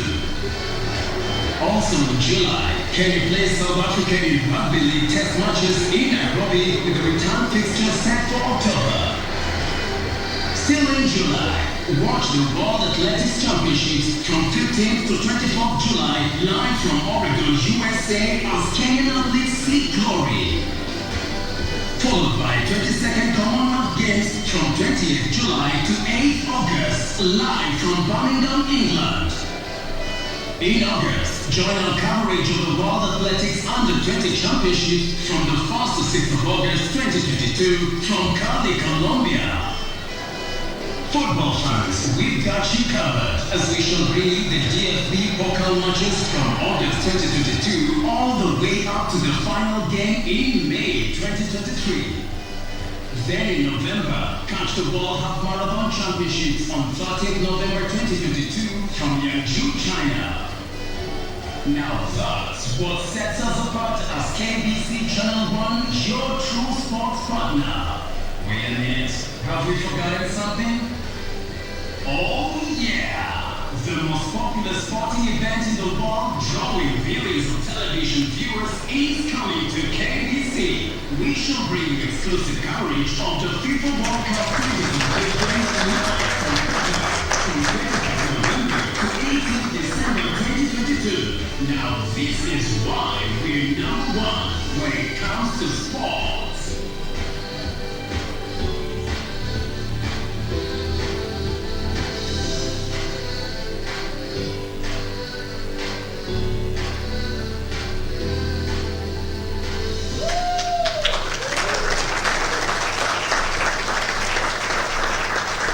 Well, in this business, we say that pictures are worth 1,000 words, and thanks to the pictures, others would have had to make a speech about all of these events and our chief guests. So that's the KBC Sports Bouquet, and that is what we'll be running effective Friday till May 2023. Thank you. Tom. Well done. Well done. Let's give Ome another round of applause. Thanks, bro. Well done. So, corporate affairs, where are we with the gifts? Because our chief guest is about to take leave. How do we do this? Okay, all right. We have some gifts there for our guests. Oh, wow, look. To hand over. Where are the people of the media? We must catch this shot. Where are the photographers? Are we in location X? Where are we? Okay, thank you, Managing Director. Yeah. Songa tumbele kidogo, mkubwa, asante sana. So I will ask corporate affairs organizers on this one. Ya kwanza inaenda kwa CS, asante. So I'll ask CS na heshima kama nimenyenyekea. Yeah. So members of the press, please make sure you capture that. Okay, a round of applause. Asante. Asante. Can we get a photo of that? Yes, thank you. Okay. Yeah, beautiful. Yeah, it can be interpreted. Yeah, well done. Yes, well done. Asante sana. Let's give them a round of applause. Okay. So next, we'll call the PS, tafadhali na heshima. Members of the media with the cameras. Beautiful, wonderful, wonderful. Asante.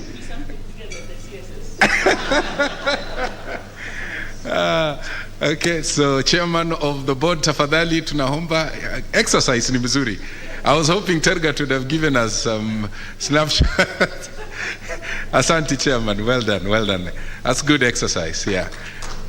Camera, please make sure you have that. Okay. All right. Asante, thank you, Chairman, for exercising. Well done, well done. Yeah. So our directors, tafadhali, tukuje, tuanze na Paul. Yeah. And thank you for those insights that you shared. Camera, make sure you get that one. Okay. Asante, asante. Well done, asante sana. So directors, maybe you can just guide us. Just come, asante, asante, thank you. Yeah. Yeah, directors, please. And our chief guest is now taking his leave. Thank you very much. Yeah. Camera, please, make sure we have all those shots. We'll be following through. Asante.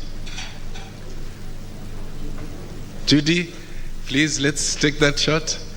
That's a familiar face. Some of you might have forgotten, but those are the pioneers. They're the ones who led the way, paved the way for us. Yeah? Jabali, tafadhali, kuja. And please, let's take those shots, please. Okay? We need those photographs. Thank you very much. Thank you, thank you. Yeah? Karo Kinuthia, tafadhali, we recognize your presence, Ministry of Interior. Please, let's have that photograph in our archives. It's important. Karo from Interior. You know who she represents. Asante. Thank you. Yeah? Yeah. And because of time, I propose that we also have some gifts out. So as we make our exits a little later on, we can pick our gifts there. Is that okay? Excellent. Thank you. Thank you, Bwana MD, for, So I will now ask Edu. Edu, where are the boys? Come here and showcase. Where are the boys? Where are the boys, Edu? Before I ask the DJ to put some music.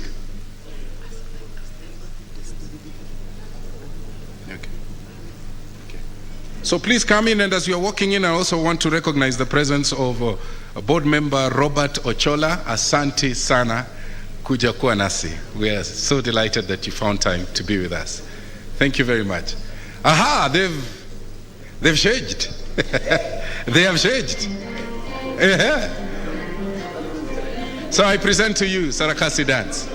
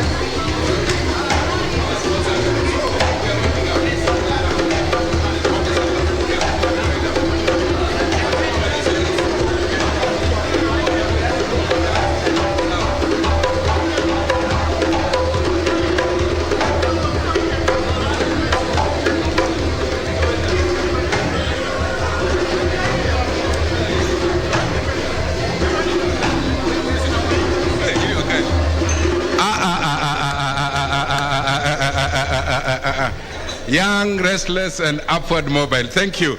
We're just taking a short break so that I can usher in my colleague to come and give a vote of thanks. You know, feeling gratitude and not expressing it is like wrapping a gift and not giving it out. So I'll ask Carol to come and give a vote of thanks before the entertainment continues. Thank you. In absentia, the Chief Guest Cabinet Secretary, Ministry of ICT, Innovation and Youth Affairs, CS Joe Mosheru.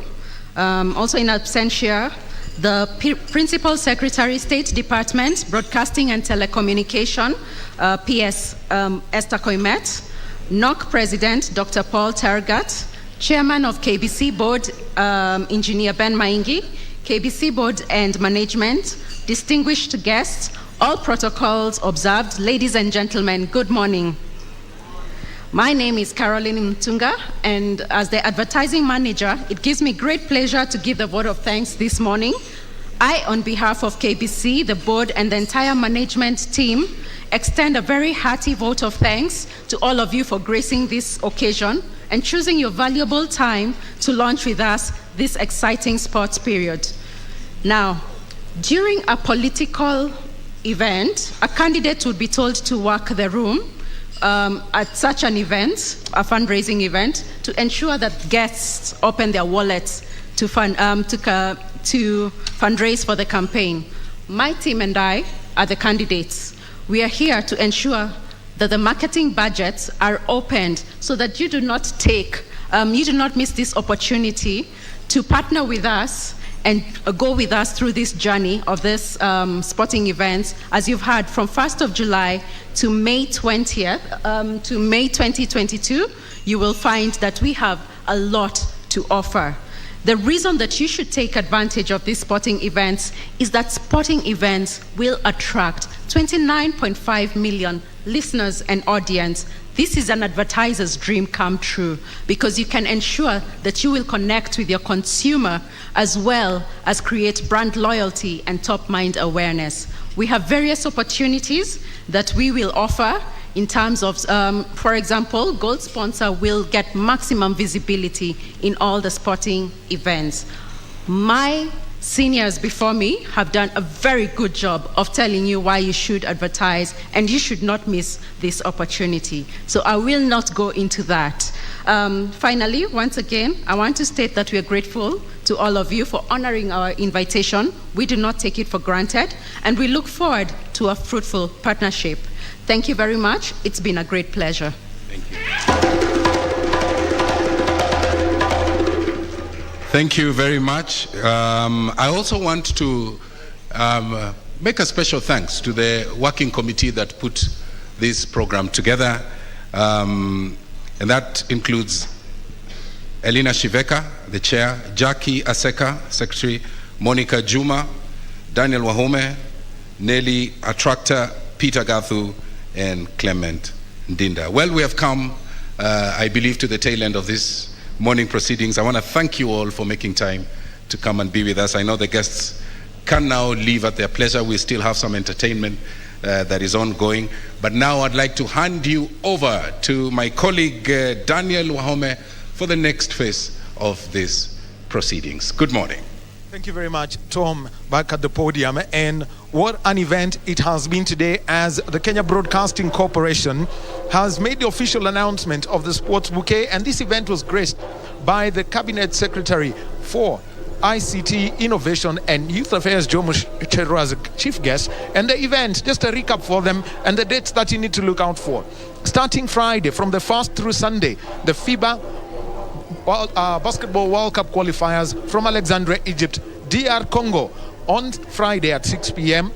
We've got Egypt on Friday at 9 p.m. and on Sunday at 6 p.m. we have got Senegal. On the 9th of July, Kenya Rugby League Federation, they've put up a national team and they'll be playing against South Africa in a test match, and that's going to be from 4 p.m. From the 15th running all the way to the 24th of July, the World Athletics Championships. From the 28th of June of July and running till the 8th of August, the Commonwealth Games live from Birmingham, England. And also from the 1st to the 6th of August, the Under-20 Championships in athletics from Cali, Colombia. That means that when it comes to athletics, given that Cali, Colombia is 8 hours away behind Kenya, and Eugene, Oregon is 10 hours, you will have to be an early riser. Make 2 a.m. the time that you set for your alarm clock. Then we also have got the World Half Marathon Championships on the 13th of November from Yangzhou, China. Another one that you need to look out for is the DFB Pokal. This is the German Knockout Cup, and it's going to be running from August till the final is played at the Olympia Stadium, Berlin, in May 2023. And from the 21st of November through to the 18th of December, the FIFA World Cup from Qatar. Details about all those broadcasts will be given to you in details. You will be getting the promos and we'll be speaking about it time after time. And from the Nairobi's Arena Hotel, on behalf of the team that put all this production together, those who've made it possible, and you, the viewer, we want to say thank you very much for being with us, and we hand you over to Broadcasting House. My name is Daniel Wahona.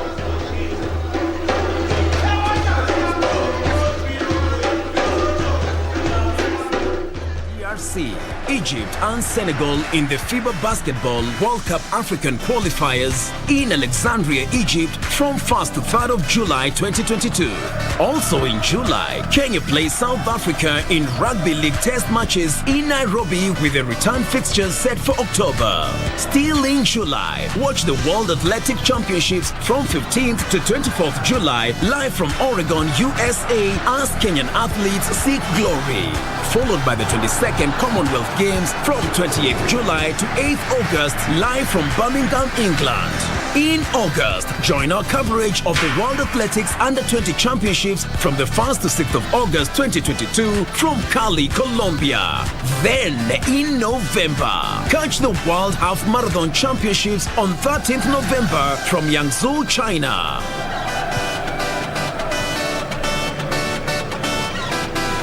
Now that's what sets us apart as KBC Channel 1, your true sports partner.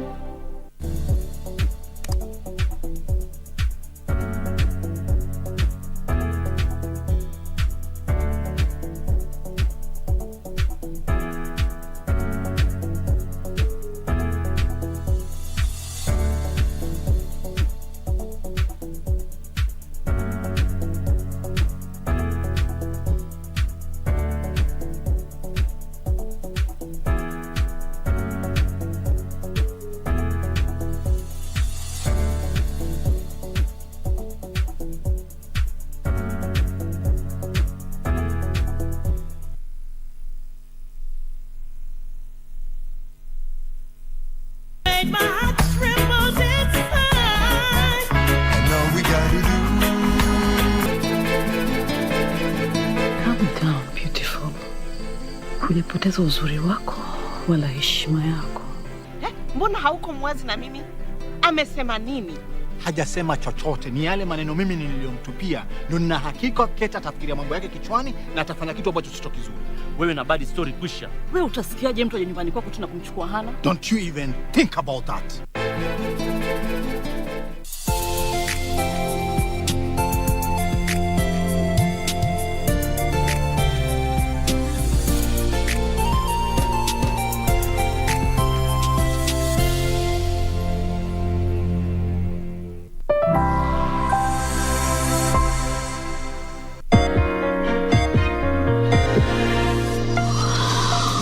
Hii ni mitikasi leo, makala kutoka BBC yaliyomo.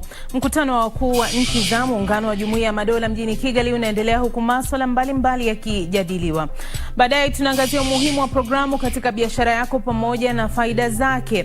Kisha shirikisho la soka duniani FIFA laidhinisha vikosi vya wachezaji 26 kwa kila timu katika michuano ya kombe la dunia nchini Qatar. Mubashara kutoka Nairobi, Kenya, usibanduke.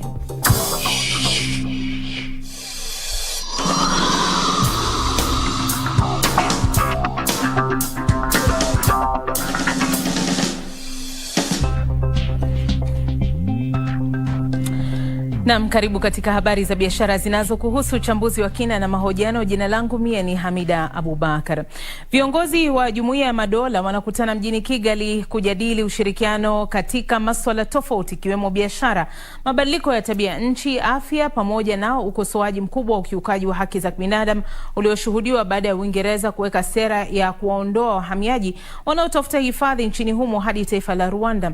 Jumuiya ya Madola ina mataifa 54 yaliyo na malengo ya pamoja kama vile kuimarisha demokrasia, amani na ustawi. Sherehe ya kufunguliwa rasmi kwa kongamano hilo iliweza kuhudhuriwa na viongozi 29 wa mataifa wanachama. Afrika Kusini, India, Pakistan, Australia na New Zealand ziliweza kutuma wajumbe kuwakilisha ikiwemo mawaziri au wanadiplomasia. Mikutano hii haikuangazia tu masuala ya tabia nchi, biashara na mengine, ila pia ilitilia maanani swala muhimu la afya ya akili, jambo ambalo linaendelea kuwa sugu barani Afrika. Tazama. Mke wa rais wa Rwanda amesema hakuna jumuiya ya madola bila afya ya akili katika hafla iliyofanyika chini ya mada kufikiria upya kwa afya ya akili. Wito wa jumuiya ya madola ya kusaidia, kutunza na kubadilisha kwenye vikao mbalimbali vinavyoendelea nchini Rwanda. Alisema hayo baada ya kueleza kuwa matatizo ya afya ya akili husambaratisha jamii kwa kuharibu ustawi wa familia na kurudisha nyuma hatua zilizopigwa, ikiwa ni pamoja na suala la uchumi kwa taifa. Kulingana na takwimu za shirika la afya duniani WHO, sonona ni mojawapo ya matatizo yanayosababisha ulemavu na pia inasemekana kuwa inasababisha vifo vya vijana kati ya umri wa miaka 15 hadi 29. Leo asubuhi ujenzi wa kiwanda cha kutengeneza chanjo ya mRNA kwa ushirikiano na kampuni ya Ujerumani ya BioNTech kilizinduliwa. Miongoni mwa chanjo hizi ni Pfizer BioNTech ya COVID-19 na chanjo cha BioNTech cha malaria na kifua kikuu barani Afrika. Mjadiliwa ni namna gani ambavyo nchi hizi zinaendelea kukabiliana na kutokomeza janga hili la COVID-19, lakini tumeshuhudia kubwa kuliko yote ni kuzungumza kuhusu afya ya akili ambayo imekuwa ni changamoto ulimwenguni kote. Jumuiya ya Madola nao pia imekuwa ni sehemu ya kuhakikisha kwamba watu wanajadili changamoto hiyo waweze kuiondoa namna gani, na hapo tunashuhudia mkutano mkubwa kabisa ambao wenyewe uliongozwa na mke wa rais wa Rwanda, Mama Jeannette Kagame. Nafikiri ni muhimu sana Jumuiya ya Madola kwa sababu tunapata kukutana na wenzetu kutoka nchi mbalimbali, kutoka Fiji, kutoka UK,